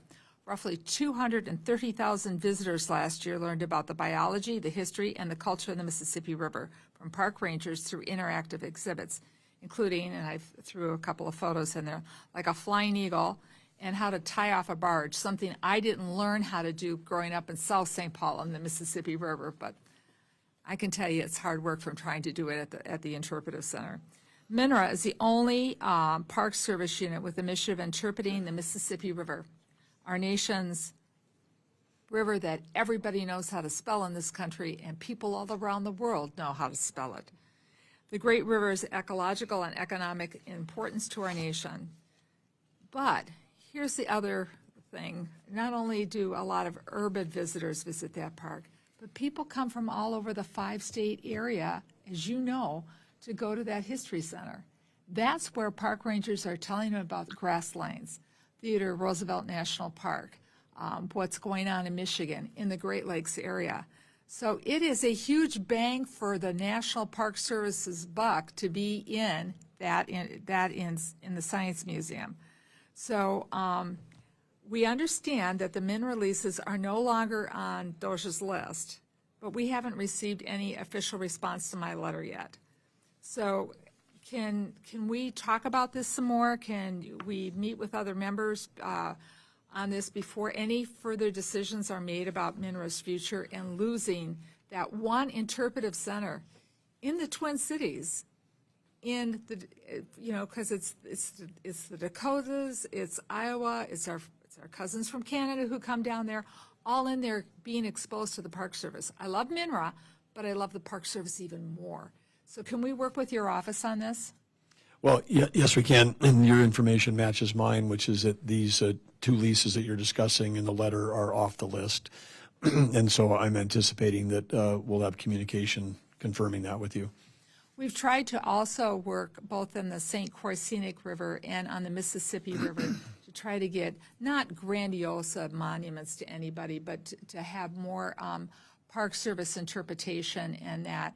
And we also need to find a better lease space for MNRA and that's more on the river. The last thing I would add is when we were talking about law enforcement picking things up, I just, for the record, want to say how grateful I am to the St. Croix Sheriff's Department for the work that they do on the St. Croix River, because between us and Wisconsin, there's no other law enforcement first response out there for boaters on the scenic river. So we try to be a good partner. We look forward to being an even better partner with you in the future. Well, I appreciate that. And I would say when our kids were younger, our favorite camping spot in Minnesota was the headwaters of the Mississippi up at Itasca, beautiful place. And when they were younger, they'd been to the Science Museum, so I've been there with them as well. And I've also boated in the recreation area. I've got a sister and a nephew that live in the Twin Cities. So I understand exactly what you're talking about. I think the larger principle for this committee, when we're saying we need more money for law enforcement, need more money for school construction, that one thing we maybe need less money for is federal office space. I mean, we have got so much office space in this country, and in some cases we need it. Some places it's a prime location, like in this case in the middle of the Science Museum, but we've got and particularly with the capability for people to effectively work remotely, or if we want to get more people out on the front lines, more people on a patrol boat, less people sitting in an office. We have to look at that balance, and I think that it's same for every state. I saw this in North Dakota. I mean, a little state like North Dakota, when I came there, I said, how much space do we have? Nobody knew. It wasn't on a balance sheet. Turns out we had 24 million square feet of space in little old North Dakota. And I'm like, do we need that much? No. Well, if you can get rid of, consolidate leases, renegotiate leases, do things like that. And in many cases, the federal government right now, with the collapse in demand for commercial space coming out of COVID, the fact that if things were on that list, it didn't mean that we were getting rid of it. It meant, is there an opportunity to renegotiate a list? When we do renegotiate a lease, when we do that, that frees up the dollars to spend on the stuff that all of us want to do. So it is smart for every department to be taking a look at their cost of space, because that's probably an area where we can save without affecting services to our citizens. It's Minneapolis, St. Paul, but I'm from St. Paul, and we're here to help you Okay. find space. Thank you. Thank you, Mr. Chairman. Mr. Secretary, thank you for being here. This feels really up close and personal, sitting on the same side of the table as you. As the Secretary of Interior, you manage a lot of the land in my state. Utah's a majority public land, and you manage more land than any other entity in the state. And you may have more big national parks in your district than anybody I've met, too. I think I do, and we're proud of them. But you and I don't have any choice but to work together. I know you know our governor really well. I know you know these issues, but everything I'm going to ask you today is going to come down to some version of the same question. Will you work with us to make sure that the way the Department of Interior manages the resources in Utah is good for Utahns? A lot of times we get drowned out in big national conversations about what happens to the resources in our state. So please work with us on managing resources in Utah. So, water. Utah uses less water per capita today than it did 20 years ago, even while we've been one of the fastest growing states in the country for that entire time. Are you confident the department's budget will continue to help states like Utah lead out on conservation? Well, first thing I do want to say is, yes, you've got a commitment, because part of our job and our mission at Interior relates to the lands, and so then states like Nevada, states like Idaho, states like Utah, Alaska, that have got such a high proportion. I mean, part of what everybody on my team knows is we've got to be working more closely with these states.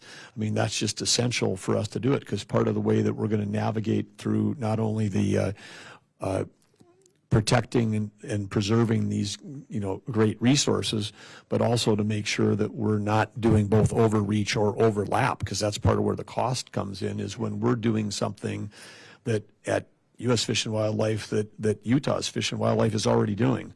Yeah. If we're doing, go down the line, but as a governor, everything that I've got, the governor of all these states also has. And I know that because I was on the other side of the overreach for 8 years. And so that overreach and then the overlap is sometimes we've got two agencies coming at Utah. I mean, we might have BLM, Forest Service, coming at the same rancher sometimes, with two different sets of rules. That's this overlap. So when we take a look at overlap and overreach, there's big opportunities for efficiencies and better results for states and for citizens and landowners and recreators and hunters and fishermen. So yeah, it is central to what we're trying to accomplish, is what you just asked for. So we're completely aligned on that. Thank you. That is really good to hear. Continuing on water. Can I say one thing on water, though? First of all, the fact that Utah uses less water and has had the incredible population growth that you've had is remarkable. And I think when we're heading into this really important discussion, I'm sure this committee knows better than anybody in Capitol Hill that 2026 is the year that all of the compacts have got to be finished by on the Colorado River. So I got 14 senators and lots of representatives and 7 governors, calling me since the day I got in office. I mean, this is a big, big issue. And certainly as we look at that, I mean, one of the inspirational models is that a place like Utah can have big population growth and actually use less water. I mean, that's the hope for all of us with the water challenges we have in the West. So way to go, Utah, in terms of innovation on conservation of water. Thank you. We're really proud of that, so I appreciate you recognizing it. And one of the things that's happened as we've been doing that is state and local leaders in Utah have implemented a comprehensive water conservation plan and invested serious money and dedicated staff and resources to addressing the challenges of rapid population growth. And when we've worked with the federal government, the funding for water conservation disproportionately goes to other states.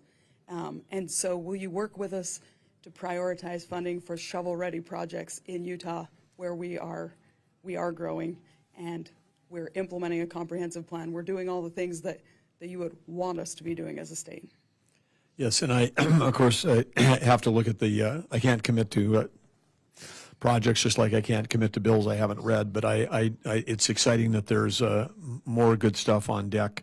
And of course, I'm very excited that Andrea Travnik, who has worked in Interior prior and who has a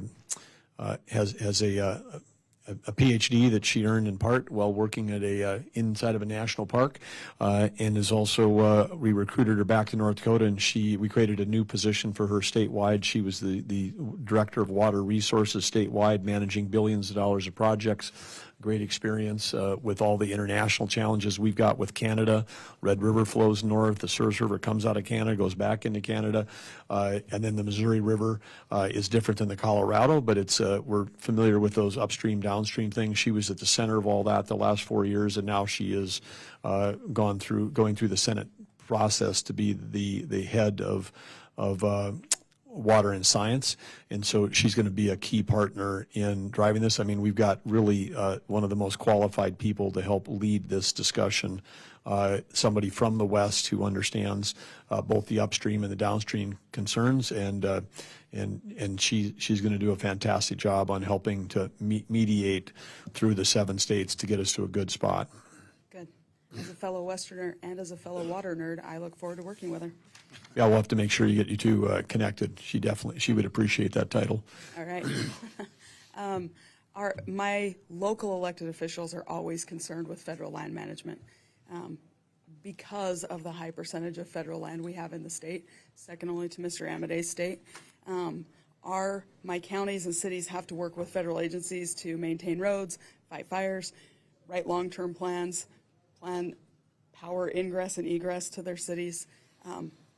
What is your plan as the secretary to strengthen those partnerships with the local elected officials who represent the people who live just completely interconnected with public land? Well, I think we have to build, we've got, as I said, local offices for all these different bureaus within. And part of what we're trying to do is bring a focus back to making sure we've got the state relationships there. And then obviously, as Representative Amadei has already seen, I mean, we're not shy about calling up a governor and saying, hey, get all your people in a room and we're coming out and we want to listen to everybody. And as we did, I mean, we had a great roundtable. I think it was close to 90 minutes of hearing from all the people that from across the state of Nevada, and so I expect you'll see more of us doing more of that. But for me, the governors is also a key place to start. I had an opportunity to be vice chair and chair of Western Governors. That's a bipartisan group. It is, I think, the most effective bipartisan group in the country.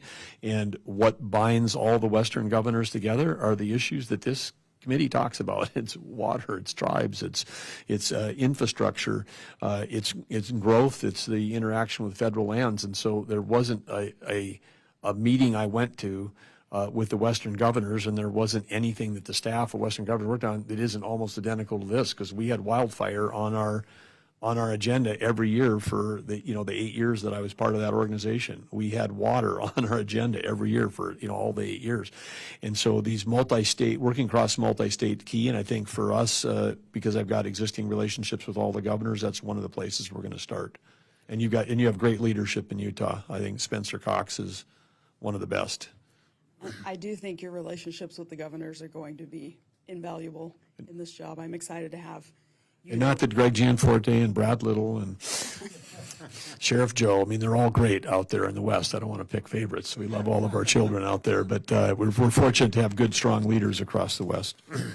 Sure. None of us have favorites, but I'm glad our governor's your favorite. And the state and the counties in Utah have invested a lot of time and money into writing comprehensive resource management plans so that we can be good partners between the federal government, state and local governments. And I just hope that your departments will prioritize working with them and treat it as an actual partnership and not a box-checking exercise. And it sounds like you're already prepared to do that. Well, we have to, and I think one of the things that, for having been on the receiving end of some of those RMPs at the state level, is that that didn't happen. I mean, there was, and even as recently as me taking this job, when I first got in, I mean, I heard from multiple Western governors that said in the tail end of the last administration, you know, they were basically in a thing, you know, quick sign this RMP before you leave office, and if, you know, and then you read the fine print. But if they will give you concessions if you sign it, but then if they signed it, then they would have not been allowed to challenge it through any process going forward. I'm like, what's that all about? I mean, it's like, you know, either we agree or we don't agree. It's not like let's do coercion at the end of a term to try to get states to sign on, and 2 states signed on and about 6 or 8 didn't on, you know, one of those RMPs. But that's not the way you do this. You got to have the local input. You got to have support, and in many cases, the management should be happening at a local level. I mean, it's this thing that, you know, you want to save money in Interior, I mean, then delegate some of this power to these great state agencies that are already out there that have all the relationships. We don't need to be doing the same thing the states are doing. This is music to my ears. Thank you. And by the way, you know, we have the head of Fish and Game in Wyoming, Brian Nesvik, is coming on board. He's making his way through the process. So again, part of my commitment to implement this is getting people from Western states to actually serve as the heads of these bureaus inside of Interior, because they like me, were on the receiving end of some of this stuff, and they're going to know exactly how to identify the overlap and the overreach and help us streamline. I feel like I'm probably abusing my time at this point, so I'll hurry through 2 questions. Lease sales. The last administration blatantly ignored mandates to do lease sales. Will you work with us on making sure we're producing energy? Yes. Blatantly ignored is actually is more polite than it needs to be. They were blatantly breaking the law. North Dakota was one of the states that sued the federal government, and we won because it was the first administration since Harry Truman that didn't hold the legally required lease sales every quarter. They held up 735 lease sales. All of that is revenue to the American people that was being held up. You know, some of that started, and 4 years later, some of it was still in court. We're still battling over that. But I mean, no, we will follow the law. We're going to hold lease sales, and we'll do it as required. Thank you. Last thing, wild horses. It's a regional problem. It's one that Utah has been leading out on for a long time. It's one that this committee's worked really well together on. I'm sad that Ms. McCollum's gone, because I'm going to give her a shout out for being really good about working with us on wild horses, but the problem just keeps growing and growing. Will you work with us on finding long-term solutions to this problem that just never seems to get solved and never seems to go away? I don't need a solution right now. I'm just asking for a commitment to keep working on this moving forward. Yes, you can have that guarantee, because you know, unconstrained wild horses and burros are causing more damage to the grasslands than any other species, and we have to have a solution, so that they're causing damage, and we're spending over $100 million trying to manage it, and we're not being effective in how we're managing. I'm glad to know you're up to speed on the issue. Yep. Hopefully we can find some solutions. And with that, Mr. Chairman, I will finally yield back. Maybe not. He's not listening. I can keep filibustering. Mr. Zinke. Thank you, Mr. Chairman, and thank you for stepping up to the plate again, Mr. Secretary. John Wesley Powell, I think, said it best. The expansion of the West depends on water. That's why in Montana, whiskey's for drinking and water's for fighting. So, Mr. Secretary, I missed the beginning of the hearing. I apologize, but you do have the authority required to execute land changes and divesting of tracts of land to alleviate the checkerboard system and some of the problems out west. Yes, and we talked about this a little earlier, but we've got some tools, and if we find, as we get further into this, that we need more authorities, I've committed to work with this committee to make sure that we can optimize land transfers with states or tribes as necessary. And the president gave you an executive order to make sure that you and Secretary of Ag do just that. Is that correct? Well, the executive order was with HUD versus Ag. Certainly, we've got a good working relationship with Brooke Rollins, but on the executive order was specifically to try to address the issue of housing, and with that, we did a study similar to the great example we have on the Southern Nevada Lands Act, where there was a mechanism that's already in place. But taking a look, and across I mentioned at the beginning, 480 million acres just in interior, there's another 200 million acres in Forest Service, which we haven't examined. But if you take a look at that, a lot of that is in remote places. Only about 150,000 acres of that federal land is within 3 miles of a city, and that would be the most likely eligible piece. And so there is a teeny, less than 1% of that public land that, like the Southern Nevada Lands Act, that could help alleviate it, but it could be a real factor because land costs in places, like Nevada, like Utah, and others where we've got fast-growing metros are landlocked. But it's not a solution for affordable housing in all 50 states because, as I said, like in the eastern part of the U.S., we have really no federal land to help with affordable housing. Out west, it's a part of the solution. And it seems like you and the Trump administration are committed to helping those communities, municipalities that are surrounded by federal lands to make sure you address housing, public infrastructure needs. Is that what I'm hearing? You're committed to do that? Well, we are, and part of that is also making sure that in the case of Southern Nevada, there's a specific law that's been passed that we have to follow, but in other places where we can do it, we want to try to find that right mix of that multiple use thing of whether it's for housing, whether it's for give back to a state, to a tribe, whether it's for creating local park access activities. But yeah, it's using the land in a way that achieves the missions that we're against, and I think we can absolutely do that.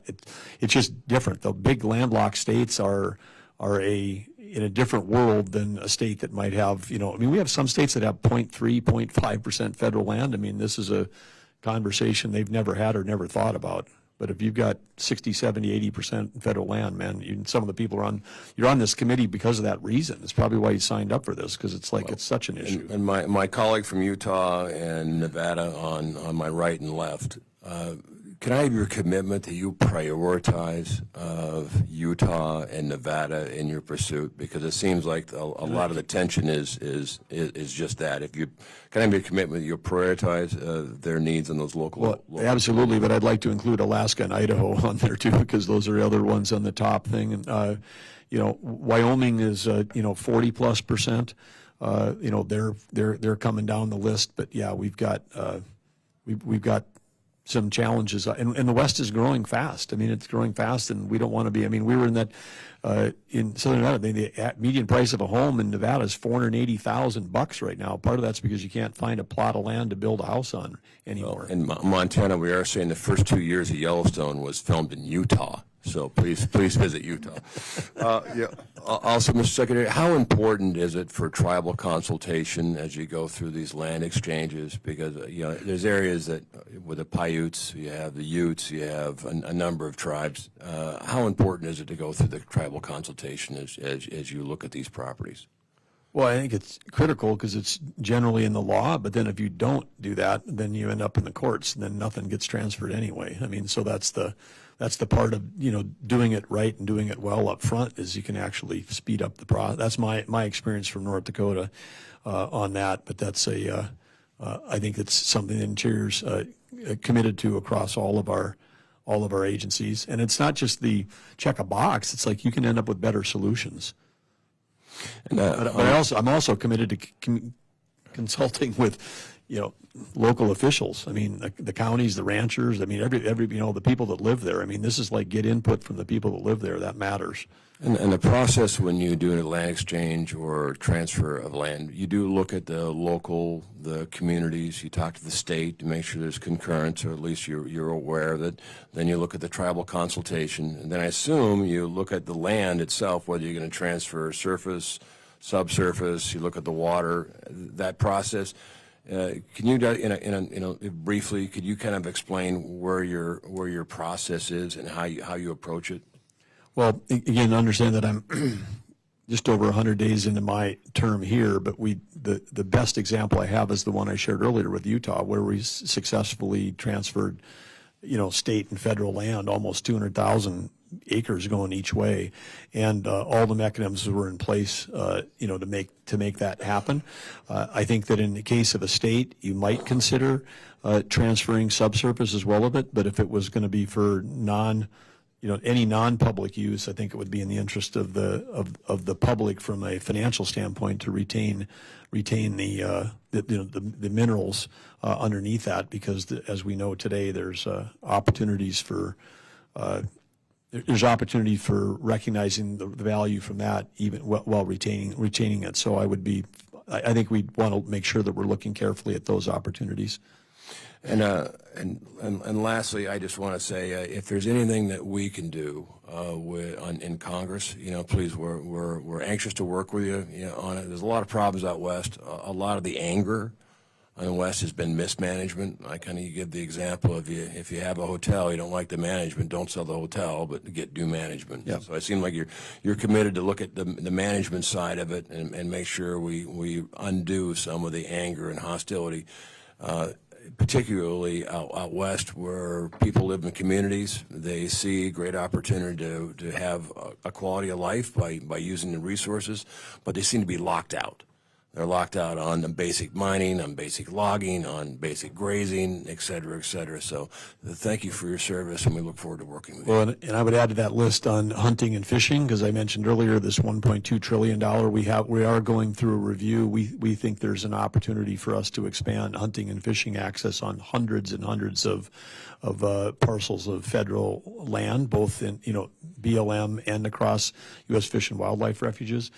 Some of those, of course, restrict any kind of activity if they're a wildlife preserve, but there are other places where we can open more things for hunting and fishing, and I think that's great for state economies. It's great for local economies. I mean it's a big business, and it's one of the multiple uses of public land, and we want to make sure that we're being smart about getting as much land back and available for hunting and fishing and every form of recreation that we can. And Mr. Chair, for the record, I do recognize that North Dakota has better bird hunting than Montana. And with that, I yield. Oh, that's kind of like sucking up. Yeah. It's called a Cordell. Mr. Secretary, do you have a hard Something I've never heard from South Dakota, by the Yeah, way, but that's I right. appreciate that. I didn't say South Dakota. I said North Dakota. I know all the bird hunters in Idaho that used to hunt pheasant now go to North Dakota. Do you have a hard stop? I do not. I think there's a few more questions that most of us would like to ask. Let me ask a couple, and I don't know if they're really questions. I guess they are. Skinny budget proposes a $1.2 billion cut to the National Park Service. Of that cut, $900 million is for the operations and maintenance of the 433 national park units across the country. To justify this reduction, the skinny budget says that you are going to shift the responsibility of managing some of these units to the states. Are we going to see a list of the parks that we are considered transferring to the states, and have we been in contact with any governors to see what they think about this? First, let me make a clarification, which is there's, I think, zero intention of transferring any actual national parks. I mean, the 64 crown jewels that we have, there's zero thought about that. Okay. But what is little well known is that there is over 400 other locations that the National Park Service manages. These could be a birthplace of a president, like Theodore Roosevelt, Right. in the middle of New York City. That's just a standalone building that also needs deferred maintenance and repair. It could be a battlefield site someplace. It could be, again, these are places that people would be shocked to find out are managed by the National Park Service, because they're not thought of as being part of the national parks. So I think the intention of the budget proposal is that Interior, working with you, would take a look at all of this and say, hey, are some of these things that are barely visited in remote locations that require all the overhead of federal government, they want to do a project, they've got to go through all the federal contracting, you have to do all these things that they have to do, puts a huge burden on these small, places, many of them which have no ability even to charge admission. Right. I mean, so they're just cost centers is what they are. And and I know that some of these existed in North Dakota, and as governor, we might have said, hey, if you want to turn over the, Knife River Indian Village's archaeological site to the state of North Dakota, it would fit super well inside of this. And we might then say, hey, we could also, we could put some resources. This would be a great place. We could add a campground. We could add resources. It's close to another state park. We could do all this. So I think it's, again, a case by case basis, but this would be taking a look at that, the tail end of the curve on things, because I think there has been an accumulation over time of, hey, can we get, and whether it's a powerful person in Congress that says, hey, I want this thing to be a federal resource is not, for all the priorities we've talked about here, whether it's, wildland or BIE or law enforcement, whatever. I mean, these cost centers are all cutting into the ability to do that, and I don't think I think they could be well served, sometimes better served from a budget standpoint, working with our states in partnership, as Representative Malloy was talking about. I mean, hey, let's work together and find out where's the best place for us to put some of it. So that would, if it's in the budget, it's going to have to start with a process that hasn't even been initiated yet to take a look at what would be possible and who would be interested, because we don't want to hand over resources to states that aren't going to take care of stuff. But some people might say, yeah, we'd love that. Every year since I've been in Congress, there's always been proposals that to do something, some historic site or whatever, and they want the National Park Service to take care of it. And we just keep expanding what is under the control of the National Park Service, which is a concern. But the crown jewels are the crown jewels. And as we said in your office, let's not screw up our national parks, because that's something that American people will never forgive us for. Yeah. One other question. Can I offer one other piece on this, which is related? I mean, we're building a presidential library, and I say we because the state of North Dakota was involved in providing part of the initial incentive, but it's a private sector opportunity. They're building a presidential library for Theodore Roosevelt at the entrance to Theodore Roosevelt National Park, the only park that's named after an individual out of the 64 crown jewel parks. That project has raised over $300 million of private capital, through a brand new foundation. And we have other foundations that are raising all kinds of money. Theodore Roosevelt's birthplace was operated by a foundation until, as you just described, somewhere, 30 years ago, someone says, oh, the Park Service should take it over. Well, when the Park Service took it over, that's when the deferred maintenance started to occur. That's when the underfunding started to occur. That's when people stopped holding events in that house that would have been revenue generating and doing all that. And, those folks that are working there, they could be working for a foundation. I mean, I just was toured there a couple of weeks ago. There are people there that worked there for 30 years. They know everything you need to know. They're amazing. Great. Let them have them work for a foundation. And so it's not just states, but in the right cases where we've got, Gettysburg. Gettysburg battlefield, right in the middle of that battlefield, there's a carve out of private land, and that's a private foundation that built that $100 million visitor center. There's never going to be money from the federal government to build that, but now they've got amazing things. So if we want to tap into the private sector dollars, there's also an opportunity on the historic sites, not parks, but on the historic sites to get people that care deeply about some of these places to get private sector partnerships going deeper than we have. Okay. As you know, the 25 fiscal year budget was the last year of funding for the Legacy Restoration Fund, which was created by the Great American Outdoors Act that President Trump signed into law during his first term. The purpose of the fund is to address priority deferred maintenance needs in all public lands, but especially the National Park Service. The first 5 years of the Legacy Restoration Fund is a great investment in tackling this deferred maintenance, but there's still a $23 billion in deferred maintenance across the Park Service. Do you believe the continued investment in addressing these deferred maintenance needs at our parks and public lands should be a priority? Yes.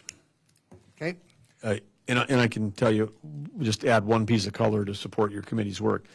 We did this in North Dakota across university buildings and state buildings and looked at the whole thing, and we said we got to do a comprehensive assessment of where we are on this deferred maintenance number, because I wanted to ground proof it and make sure it was a real number. But then, as you would know, and then it also, states have got deferred maintenance on roads, right? Yeah. And we have them on runways. I mean, so the whole idea across all the spending that occurs with a lot of federal money that flows down through states is it's not how much, but it's when. I mean, when we spend the money to fix a road when it's in stage 3 or a building it's at stage 3, because stage 4 is, stage 4 is it's over the hill and it's going to cost twice as much, got to replace. Stage 5 is I got a hole in the roof that's leaking and the windows are out. But if you come in and you do that deferred maintenance by the tail end of stage 3, you can do it for pennies on the dollar versus when you get into roof replacement or runway replacement. We have to redo the whole thing. So we just come in we end up spending all this money and we spend it too late. We got to get on it. We got to get on these things sooner, and we get on them sooner, we'd be able to handle the whole list of projects. But if everything's already fallen into class 4 or class 5 deterioration, then you're just, man, we're wasting the taxpayers' money. So, but it's at some point to get there, you got to step up and say we're gonna solve the problem, and it's either, like I said, either it's private capital, state capital, or us spending money further upstream. But I'm all for deferred maintenance, because deferred maintenance eats you alive when you just keep adding and adding. When you keep adding cost without adding revenue, to these systems. I've always been a fan of a saying that said, when ideas knock on your door, open the door, invite them in, and treat them royally, for you never know which one will be the king. That's kind of the way it is with the project proposal. There's a lot of proposed changes in here. I'm not going to ask you about wildland firefighting services, but I'm open to the idea. And open to the idea of should the Forest Service actually be in the Department of Interior. It's a question we've debated many times around here, but I want to know more about it, what the advantage is to doing the changes in wildfire fighting that's being proposed in this budget. We'll have this discussion as we move ahead with trying to put a bill together about what's the best way to do it, and are we trying to do it too rapidly before we're seeing how it's going to look down the road. So anyway, I appreciate that.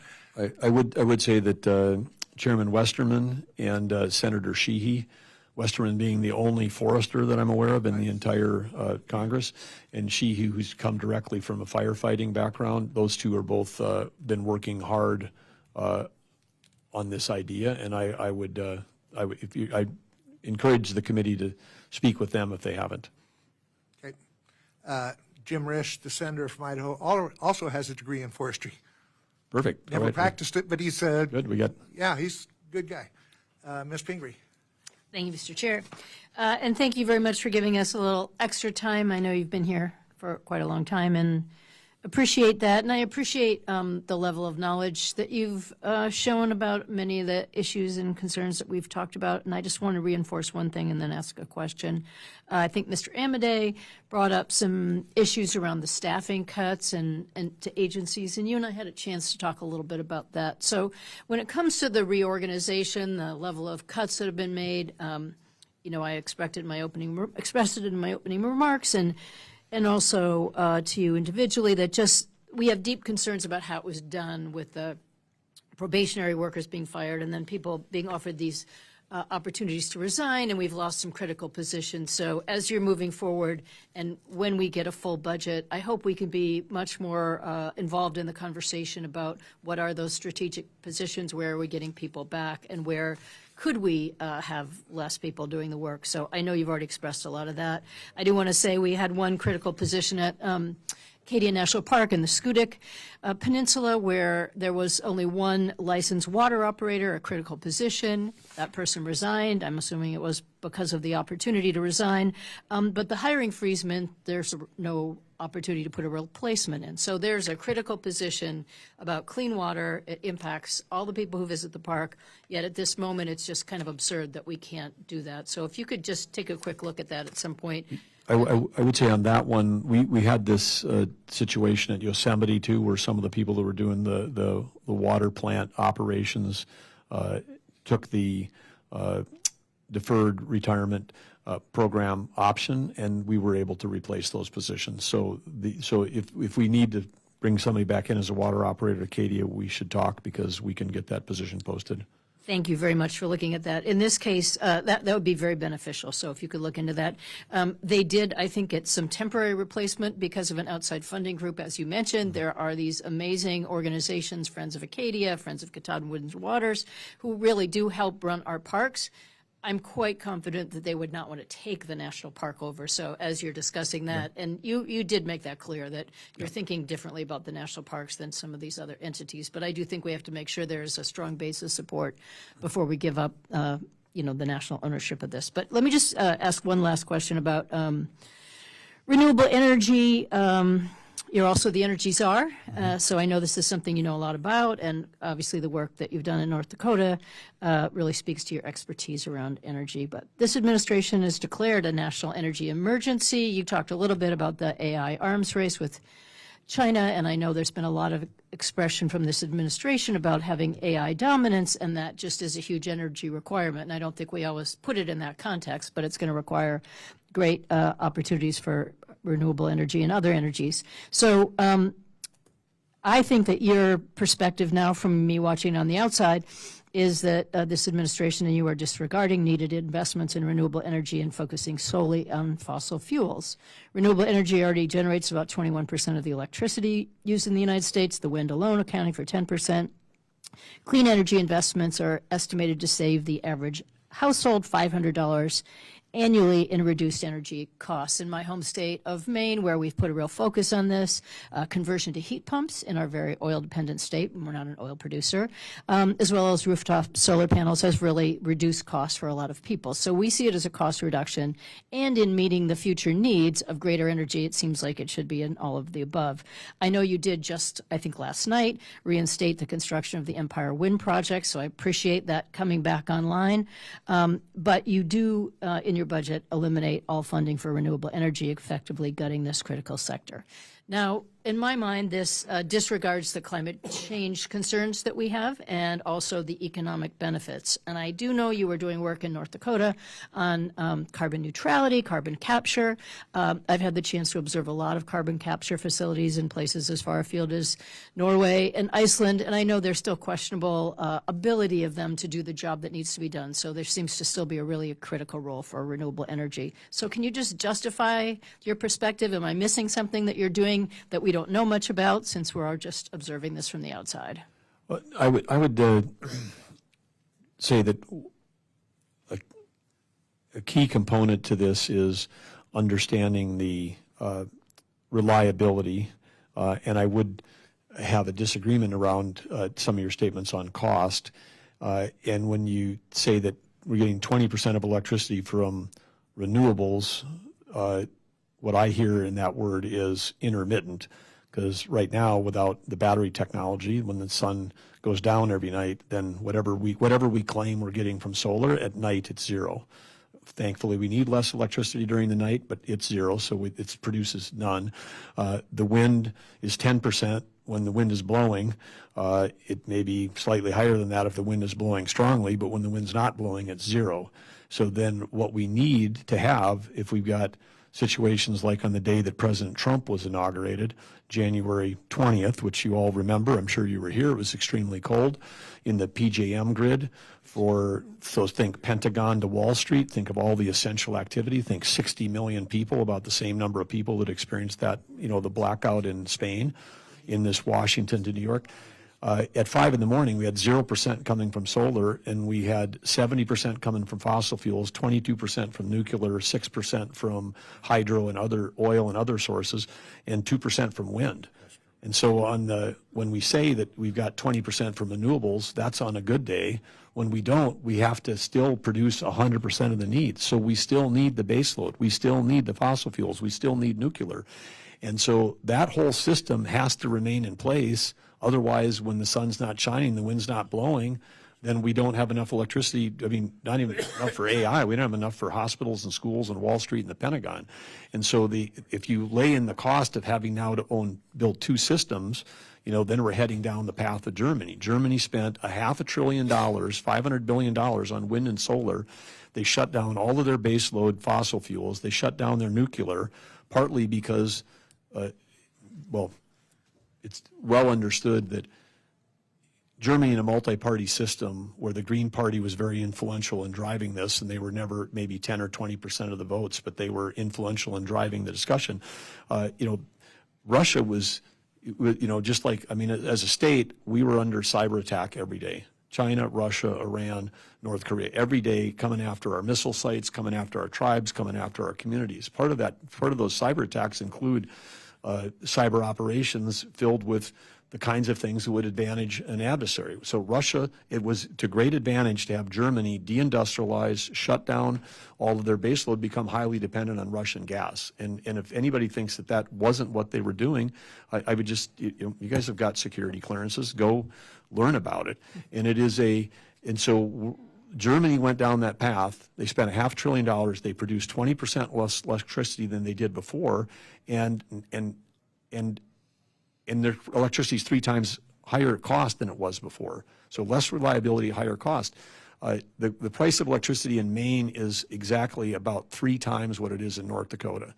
And so when I hear that people say that renewables are somehow lowering electricity prices, that is just factually not true. It may be true at some marginal cost, but there's hundreds of billions of dollars, everything we've talked about here that would solve every problem for Interior with this little, $10 billion budget we're talking about that's being cut, this and that. There's hundreds of billions of dollars of subsidies for wind in the IRA. And I saw a legitimate report from legitimate people that the cost per kilowatt for offshore wind is 10 times higher than, it's like double onshore wind, and it's 10 times higher than a natural gas plant, that's like at the wellhead in Pennsylvania. And so part of what we're, as we pursued in North Dakota, and then you were saying carbon capture may not be working in Norway, it's working in North Dakota, and we've been doing it for 20 years. We have 42 million tons of CO2 that we've captured that's been shipped up to Saskatchewan. We got, zero carbon ethanol plants in North Dakota. We have some of the greatest CO2 storage in the world, that's right there. So when people tell me it's unproven, I would just invite them to come to North Dakota and see what we're doing. But on for the national, energy emergency, it's not necessarily about gas at the pump. It's about we don't have enough electricity, and the AI arms race is it's not for the tech companies. It's for national security. We can't have missile defense without AI. We will. That is there is no. When the bad guys are firing 400 missiles at Israel and we knock down 399 of them, it's not just because we have smart people. There is incredible IT systems that are causing that to happen. And then we all get up and go to work the other day and, only one missile got through. Oh, what else? What was the score of the baseball game? If all 400 missiles had landed on Israel, World War III would have started. We're stopping those kinds of catastrophic things from happening and wiping out an entire country or ally because of technology. And so we can't come in second in the AI arms race. This is like the nuclear race. We have to, and it's AI is going to transform every job, every company, and every industry. And right now, on the path that we're in, New England would have ended up with these really high electric costs, a huge, anti-natural gas bias that we'd end up with New England, which is a huge part of our population, huge part of our thing, would have no advanced manufacturing, no AI data centers. There's not enough electricity to run that Micron chip plant in upstate New York unless we get more power that's coming from non-intermittent sources. We need the right mix of intermittent plus baseload. If we don't have enough baseload, the queue at FERC is 95% wind, solar, and batteries. 95% is wind, solar, and batteries. If we have 95%, when we're already in a destabilized, we're already at a point, like I described on the inauguration day, we're already at this point where we're dangerously close to the tipping point of having too much intermittent to balance the grid. And the grid is the mother of all other networks. If the grid isn't working, then nothing works. Not at the Pentagon, everybody's IT systems. So electricity, we've just become so complacent about it, when in fact we've put ourselves at real risk as a country. And part of what the president cares about is that everybody, that all 48 states, and whether they voted for him or not, that everybody's going to make sure that we've got a resilient grid for a thing. Because there's economic development is going to go where the electricity is. That's the new thing. And electricity has never been worth more than it is right now in human history. A kilowatt hour today in an AI data center, it's not like a data center that does shopping claims or a shopping order or a health claim. I mean, that's what data centers in the past, okay, we're going to process a medical claim, we're going to process a shopping order. Today, an AI data center is actually turning electricity into intelligence. I mean, that's what AI is. It is like now, the current versions program, and they program as well as all but like the top 100 programmers in our country. So then if I was going to leave here today, walk out the door and start a company, I wouldn't need to hire 1,000 programmers like we used to. I got to hire a few and then have them have an army of robotic programmers called AI for practically free. And software has always been the thing that's transformed human capability in the last 40 years more than anything in human history. So we're at this precipice of incredible change.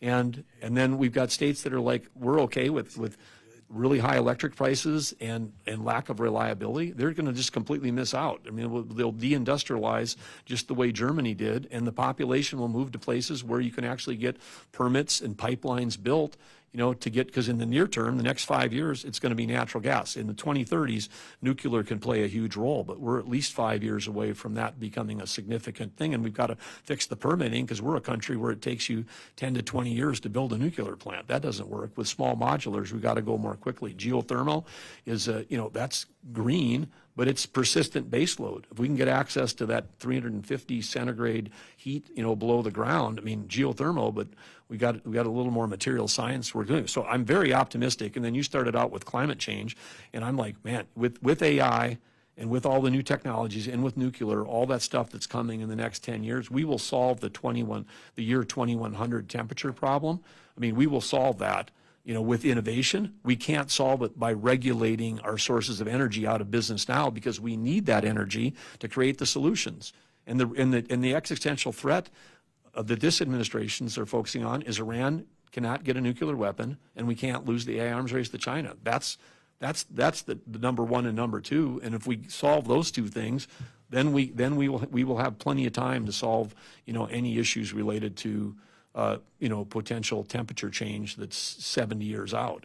I mean, I know that for sure because of what's coming, because we're going to have capabilities we've never had before, and they're arriving literally right now that'll cure diseases, and it's going to change how, what we have to spend on education, what we have to spend on healthcare. All these things those budgets will get dramatically changed in the next decade based on the contributions of AI. But we won't have any AI if we don't have electricity, and if we don't have a sound energy plan, then we won't. So you can't separate national security and world peace and prosperity at home from our generation of energy. So that's the short answer.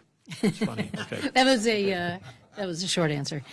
So look, I didn't mean to get my whole committee involved in a conversation about what energy policy in the future should be, but I do appreciate the depth of your knowledge. I disagree on a few things. Look, we do not like having high electric rates anywhere in New England or in Maine, and we are not in the same situation as North Dakota. That's the reason yours are much lower, is because yes, we are moving natural gas into our state, but it had to move from somewhere else. You had the unique opportunity to have it right there under the ground.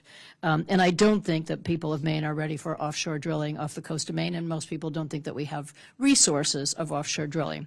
You won't need to offshore anything, but what we do need is to get that mother load of gas from Pennsylvania through New York up to you, because right now 80% of the homes, as you know, in Maine are burning heating oil. Yeah. And so if you want to reduce CO2 in New England, the number one way we can do it is replace home heating. And look, home heating with natural gas. I do not want to disadvantage my colleagues by debating every possible point, but I will say I understand you about grid modernization. I think we all realize that we have a permitting process that doesn't work for anybody, whether you're a blue, red, or purple, or green state. It just doesn't matter. It's not working for any of us. I do believe that solar and wind belong in part of the mix. I believe we're investing in battery storage, and in many cases, that's the best way to go about doing it. All of these mixes have a real there's a reason for having a mix, and I understand that we have to have dependable load. I counter a little bit on the, solar panels on the roof when they're very cheap. I personally have batteries in the basement, and it works just great for me, and it's much cheaper than having to import oil. So, look, there are a whole variety of ways to do it, and you've got a lot of. I would just say, I want you to know I agree with that. I mean, rooftop solar, where you don't have to build a transmission line, and you've got for home use. That's one of the niche markets. But powering the grid with solar at large scale, that's not there because we've got a battery solution for you for your home. We don't have a battery solution for how to store enough power to run New York. I just won on one point. Yes, but thank you. And really, we It's do have not a lot. winning. We just agree. No, We no, agree. we do. There's I agree. places, but it's not the wholesale. I agree. I'm just teasing, and I would love to see more of the carbon capture work. I have seen some interesting projects, and I'm not saying that they're not all got real opportunities. I'd love to come to North Dakota to do that. I will stop this for my colleagues' benefit. But I would say, just to be clear, if Congress decided to eliminate subsidies for wind, then there would be no applications for wind projects. I mean, they've had 30 years of subsidies, and they've never made money, and they're not going to make money. And people would argue that we've subsidized oil for many years, and that to have the kind of nuclear power that you're talking about will also require a lot of subsidies. So we do invest in energy choices. Carbon capture requires subsidies. Battery technology requires subsidies. We make these decisions. Anyway, I think I appreciate this argument very much, and appreciate the opportunity. I would love to talk to you more about it, and do believe it's part of our committee's mandate. And I will stop here because I know there are a lot of people who have questions, and I apologize for taking up all the time, but thank you. Thank you, Ms. Pingree. I knew that if we got into energy, this was going to extend out the discussion. In fact, I've been told. Leave it to me to try it. Yeah, I've been told by some people that the limiting factor in the growth of our economy, it's not going to be available capital. It's not going to be anything. It's energy, and the development and cost of energy. It's 100% true. Yep. Mr. Cole. I won't take too much time, but I actually want to thank my friend, the ranking member, for provoking that discussion, because I just think it's such a demonstration of why we are so lucky to have you in the position you're in. I mean, the range of knowledge, the obvious professionalism, the management capability. I think you're going to have a brilliant tenure at Interior, and so that was one of the best discussions I've heard. And frankly, exactly what these hearings are for. So thank you very much for that, and it was a valuable contribution in and of itself. Second point, just to pick up something that was mentioned earlier, you talked about transferring some of these smaller portions of the national. Great idea. Oklahoma did something similar to that. We have a lot of remote locations that were important to tribal governments. But not particularly attractive in terms of tourism, and they were a cost drain. I would tell you not to just look at state governments, but to look at tribal governments. And in our case, we had the means to manage it, so it wasn't a matter. It was just something we wanted to do and have in our possession. Other tribes that, again, were similarly well situated. Doesn't work if the tribe doesn't have the financial resources to do that, but in our case, we did, and certainly in some of these other cases, you may find very willing partners. I would offer one, while you said never, never, never on the national parks, look at the Chickasaw National Recreational Area sometime, and I guarantee you we'd manage it better. And that's not to say the federal government does a bad job. They don't, but we would put more resources into it. And the park itself, the original core of it, was actually a contribution, a donation by the Chickasaw Nation to the federal government, simply because we were going through the Dawes Commission, and we didn't want that to fall. They were sacred springs to us. We didn't want it to fall into private hands. So, I mean, we're the ones that gave it to you. So if we ever wanted to buy it back, we'd like to have the option to sit down and talk. And actually, one occasion during the Obama administration, we did, and we also rebuilt all the Park Service's offices there. You lease them from us. They're much better facilities than you had. So I think there are places where you could find some willing partners in Indian country that would like to at least have a fruitful discussion with you. Last point I want to make, and this is really not directed at you, but it's something that both the chairman and I think our former chair, Mr. Cullum, mentioned. And that's this whole issue of getting information on the budget. And I'm not here to beat you up in the least about it, or frankly, the folks at OMB. We've had a good working relationship on a variety of fronts. They were very helpful during the CR, and We worked closely together. We're continuing to have a good dialogue. And I also recognize the new administration cannot possibly meet the deadlines that we impose in Congress. On February 15th, ain't no way. Somebody hadn't even got their people appointed yet. No administration's ever made that. But I just say this is it's not even a warning. It's just a recognition of reality. We are running out of time. If we're going to get these bills through our committee, we're going to start acting on our own. And we just don't have the details. Skinny budget's helpful, but it's not what this committee would want to have and every other subcommittee that we have. And frankly, it's not what you'd want to give us. You would want us to make intelligent decisions based on a deeper understanding of individual programs and wherever.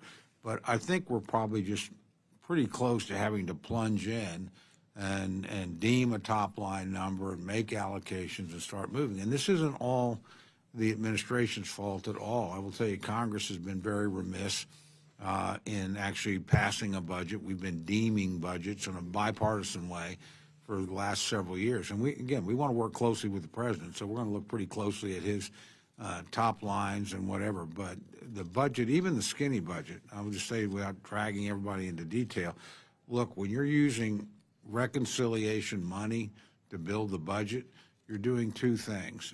Number one, we don't know that we have no jurisdiction over that money. And we don't know if it's going to happen yet.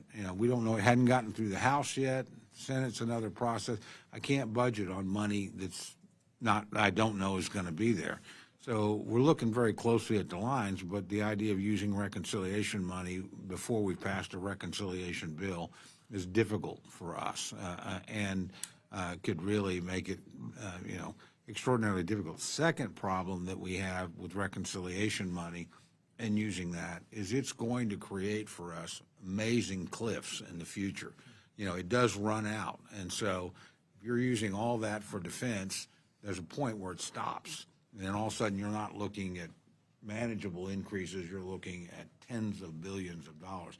The same thing will happen in Homeland, where my friend here will have that problem to wrestle with at some point.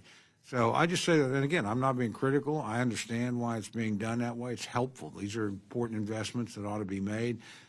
And they're also, there is a political process here. And if anybody doesn't think if you want a defense hike, you don't have to pay for it on the other side of the ledger to get to the filibuster number in the Senate, then they just don't know how this game is played up here. So believe me, the Democrats spent a lot of money on the much misnamed Inflation Reduction Act and the American Rescue Plan that was outside the normal appropriations process and didn't have a dime for defense or a dime for Homeland Security. Spent everything else under the sun and ignited the worst inflation outburst in 40 years and probably indirectly elected the president that we have today that's dealing with these issues, because I think there was a reaction to that. But regardless, just as we go forward, I just want to use the occasion of your testimony here, which has been exceptional. Look, I've heard a lot of these things over 20 years, and we've certainly had other good secretaries, but your depth of knowledge about how these issues within 100 days, and more importantly, the experience that you bring as a governor, an administrator, a successful business person, are just so obvious that, I think you're going to have a lot of support for what you recommend and what you think, just based on the confidence people have in you. So an enormous asset for this committee to have somebody like you, because these are knotty problems. My friend Mr. Simpson's chaired it twice and has had to wrestle with them. I was on it for many, many years. And again, you'll find, particularly on tribal issues, this committee will actually probably be more engaged, and I say this with no disrespect, than our friends on natural resources. They certainly have some people there that understand tribal issues and care about them.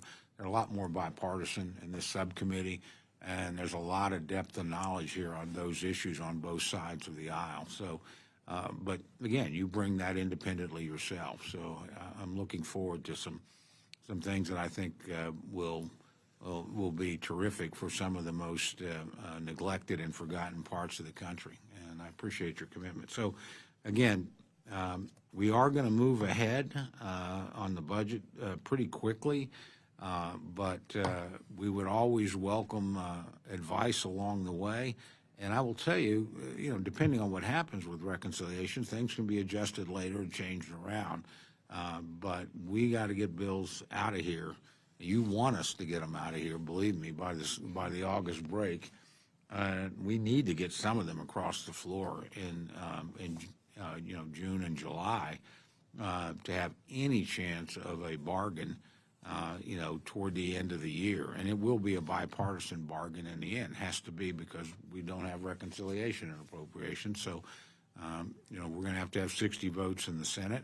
And every time we get 60 in the Senate, I lose some votes here on my right wing. So, that's just the way it works.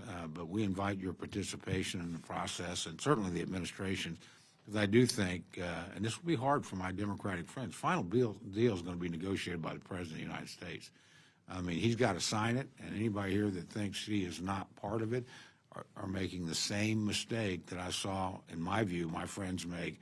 They could have had a better deal than a CR on the table, but they wanted to restrict a Republican president, and a Republican Senate and a Republican House aren't going to restrict a Republican president. And then ask him to sign the bill.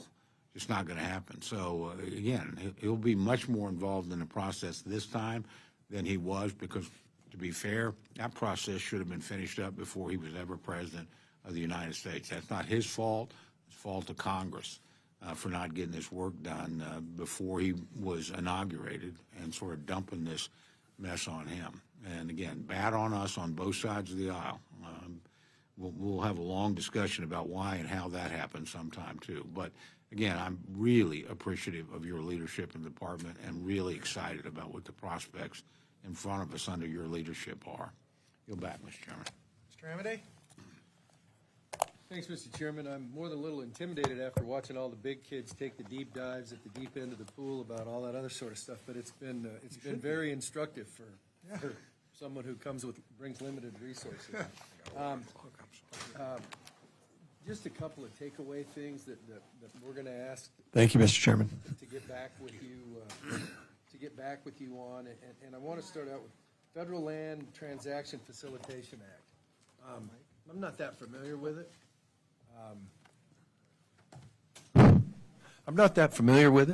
But it's my understanding, at least in my neck of the woods, we haven't used that since Christ was a corporal, if ever. And so it's like, if there are reasons why, I know no districts in Nevada have used it.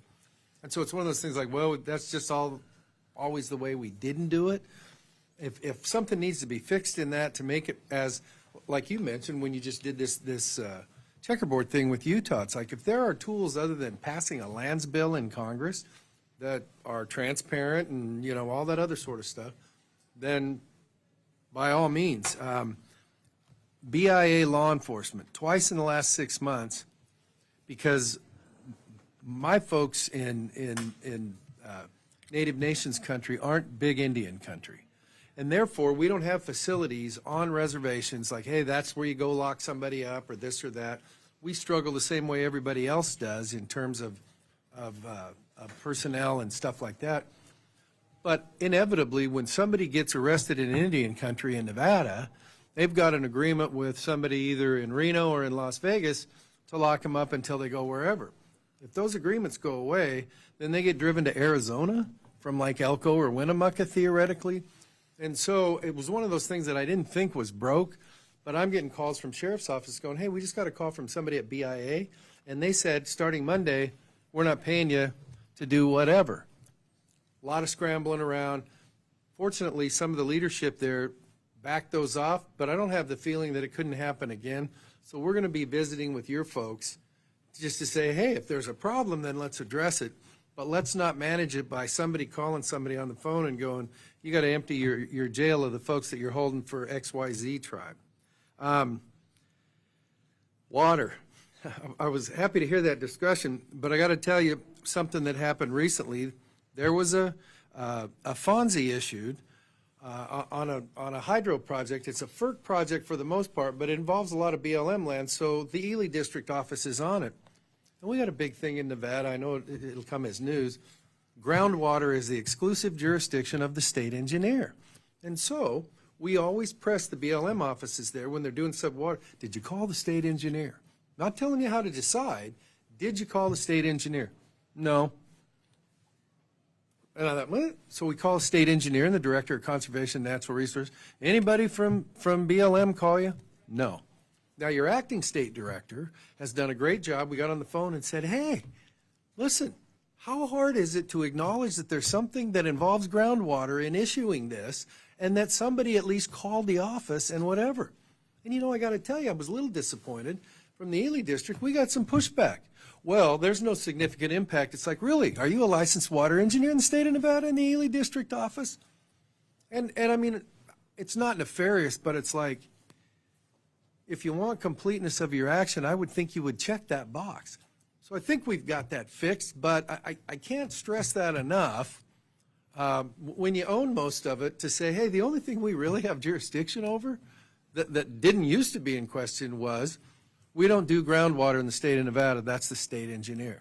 So we're going to be following up on that. It bugs me, and you can see why. And the last thing I'm going to, we had talked briefly about it, and if there's a reason for it, fine. And I want to give Dave Bernhardt some credit. During his tenure, he moved a solicitor out of the California solicitor's office up to help John Raby out, managing Nevada. And it's like, listen, it's not, I don't have anything against people in California other than the stuff that everybody else does, but I'm sitting here looking at this. You got 3 district offices in California. You manage about 15 million acres. Forest Services manage 20. And in Nevada, you've got 6 districts wholly in Nevada, and you manage a zillion more acres. I don't know what the thing is. It's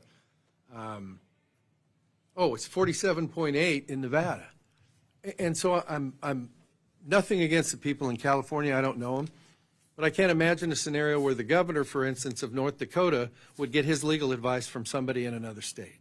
And when you talk about the importance of community and how important it is for you to go places and see things, when you're giving probably the largest BLM real estate operation in the country, which is in Las Vegas, when they're getting their advice from 500 miles away in a different state, it just doesn't sound like strong administrative stuff to me. And so I know there's been, people have looked at the workload stuff, and I know this is the way that we've always done it. And I'm not saying, but it's like, why are we going to California, whose mission is a third of what it is in Nevada? And listen, BLM, Interior, is like the super federal agency in Nevada. No offense to Defense and all those other ones, you know, but it's like, you're the guy in Nevada, and rightfully so. And so I just think it's a weakness in the administrative setup in terms of how we support what's got to be one of the most challenging state director jobs. And by the way, you did good in John Raby's back, you know, in a temporary thing. If it's not career non-enhancing, we'd like him back, but no disrespect on that. But I just think that's where you're like, when you're trying to work the problem out in Winnemucca, it's like, well, what's the problem here, whether it's permitting or whatever? Well, the solicitor said no. Well, who's the solicitor? Well, they're over there. And it just seems like it could use a new set of eyes. And if you say, hey, we like it the way it is, and here's why, then fine. But just on the surface thing, because it's the way we've always done it, doesn't sound like it ought to go forward. And so I want to thank you for your time and your involvement in your first 100 days. You've been ACES in the term of availability for us. I appreciate it. And we'll look forward to following up with your folks and continuing to do good things to get the policy right. Thank you. Thank the gentleman for allowing us to intervene in his time. Yeah, like the way, on behalf of Ms. Malloy, I was I going to yield say, back. is there a question in there? That's why I stuck around. Thank you, Secretary Burgum, for being here today. We appreciate it and look forward to working with you. Go ahead. I was going to say, but I still have the ranking member and you here. One thing that didn't come up today, but we talked about working together. One thing that I wanted to share with this group that we could work on together, is thing about this, is that we've uncovered that there's about 48,000 probate cases that are unresolved in Indian country. Yeah. And this has an effect on housing. Someone dies, apparently the current process is they come and say, no one can live in this house. until we figure out who owns it. And I've been described to me that there's, during my meetings with tribal leaders, that they have in neighborhoods, some places where there's a measurable percentage of the homes have got police tape around it and boarded up and can't live there because it's stuck in probate, then it's stuck for years. So I said, oh, is that one incident? Can we go fix that thing? I come back and my team digs around for a while, and then they say, no, there's 48,000 of these. We're trying to work through this. So we've created some strike teams, but that's an area where we're going to have to get creative, both on, this could be an application for AI to dig through this stuff. I mean, and from a paralegal standpoint, to speed up the process for the actual limited lawyers we have to do it. But anyway, we've got to do that. And then as we continued that search, then it also led to places like Oklahoma, North Dakota, and others Arizona, where we've got allottees that have mineral rights, and then they're not receiving their checks. And we've had some people that have, I've been told, have gone through the entire shale revolution and never received a check. I mean, 15 years gone by and the allottees passed away, and now we're trying to figure out who their relatives are, and they're holding it in suspension. And it was like, what do we think the dollars are? And the numbers for individuals could be hundreds of millions of dollars. We don't have a factor on that yet. And then the tribes themselves, that have tribal land that is not resolved from a probate standpoint, so we don't know the ownership, then we're holding that. And in some cases, the companies that develop the mineral resources may be holding it in suspension, and they haven't paid it because they said, well, we don't know who to pay the mineral royalty. Well, then we're really at risk because it's not the federal government holding it. Yeah. Now we got a company that could go out of bankrupt. That could be hundreds of millions more. So at first glance, we could be staring at a $500 million problem. And when I say, hey, it's a trust responsibility for the federal government to be taking care of the resources of our tribal partners, and we can't even process these basic functions for them. I mean, no other community would put up with this. I mean, or we all would have heard about it, because it'd be like, if this was, name any other situation other than tribal where this wouldn't be front page news. And then you got to find, and I've been working on tribal stuff for 8 years, and I've just learned about this one after I got, like 2 weeks ago. Yeah. So you keep digging, there's more stuff. But anyway, that's something that if your staff or others have got background or awareness or ideas, or if some tribe has figured it out, but I think this is a federal, I think this is in our hands, and we've got to figure out the systems. This goes back to the underspend on IT systems. Appreciate it. And we look forward to working with you on that issue and many other issues across the department. Again, thank you for being here today. We appreciate you taking time to answer all our questions and hear about the issues, obviously, that are important in our district. With that, the subcommittee stands adjourned. Thank you all.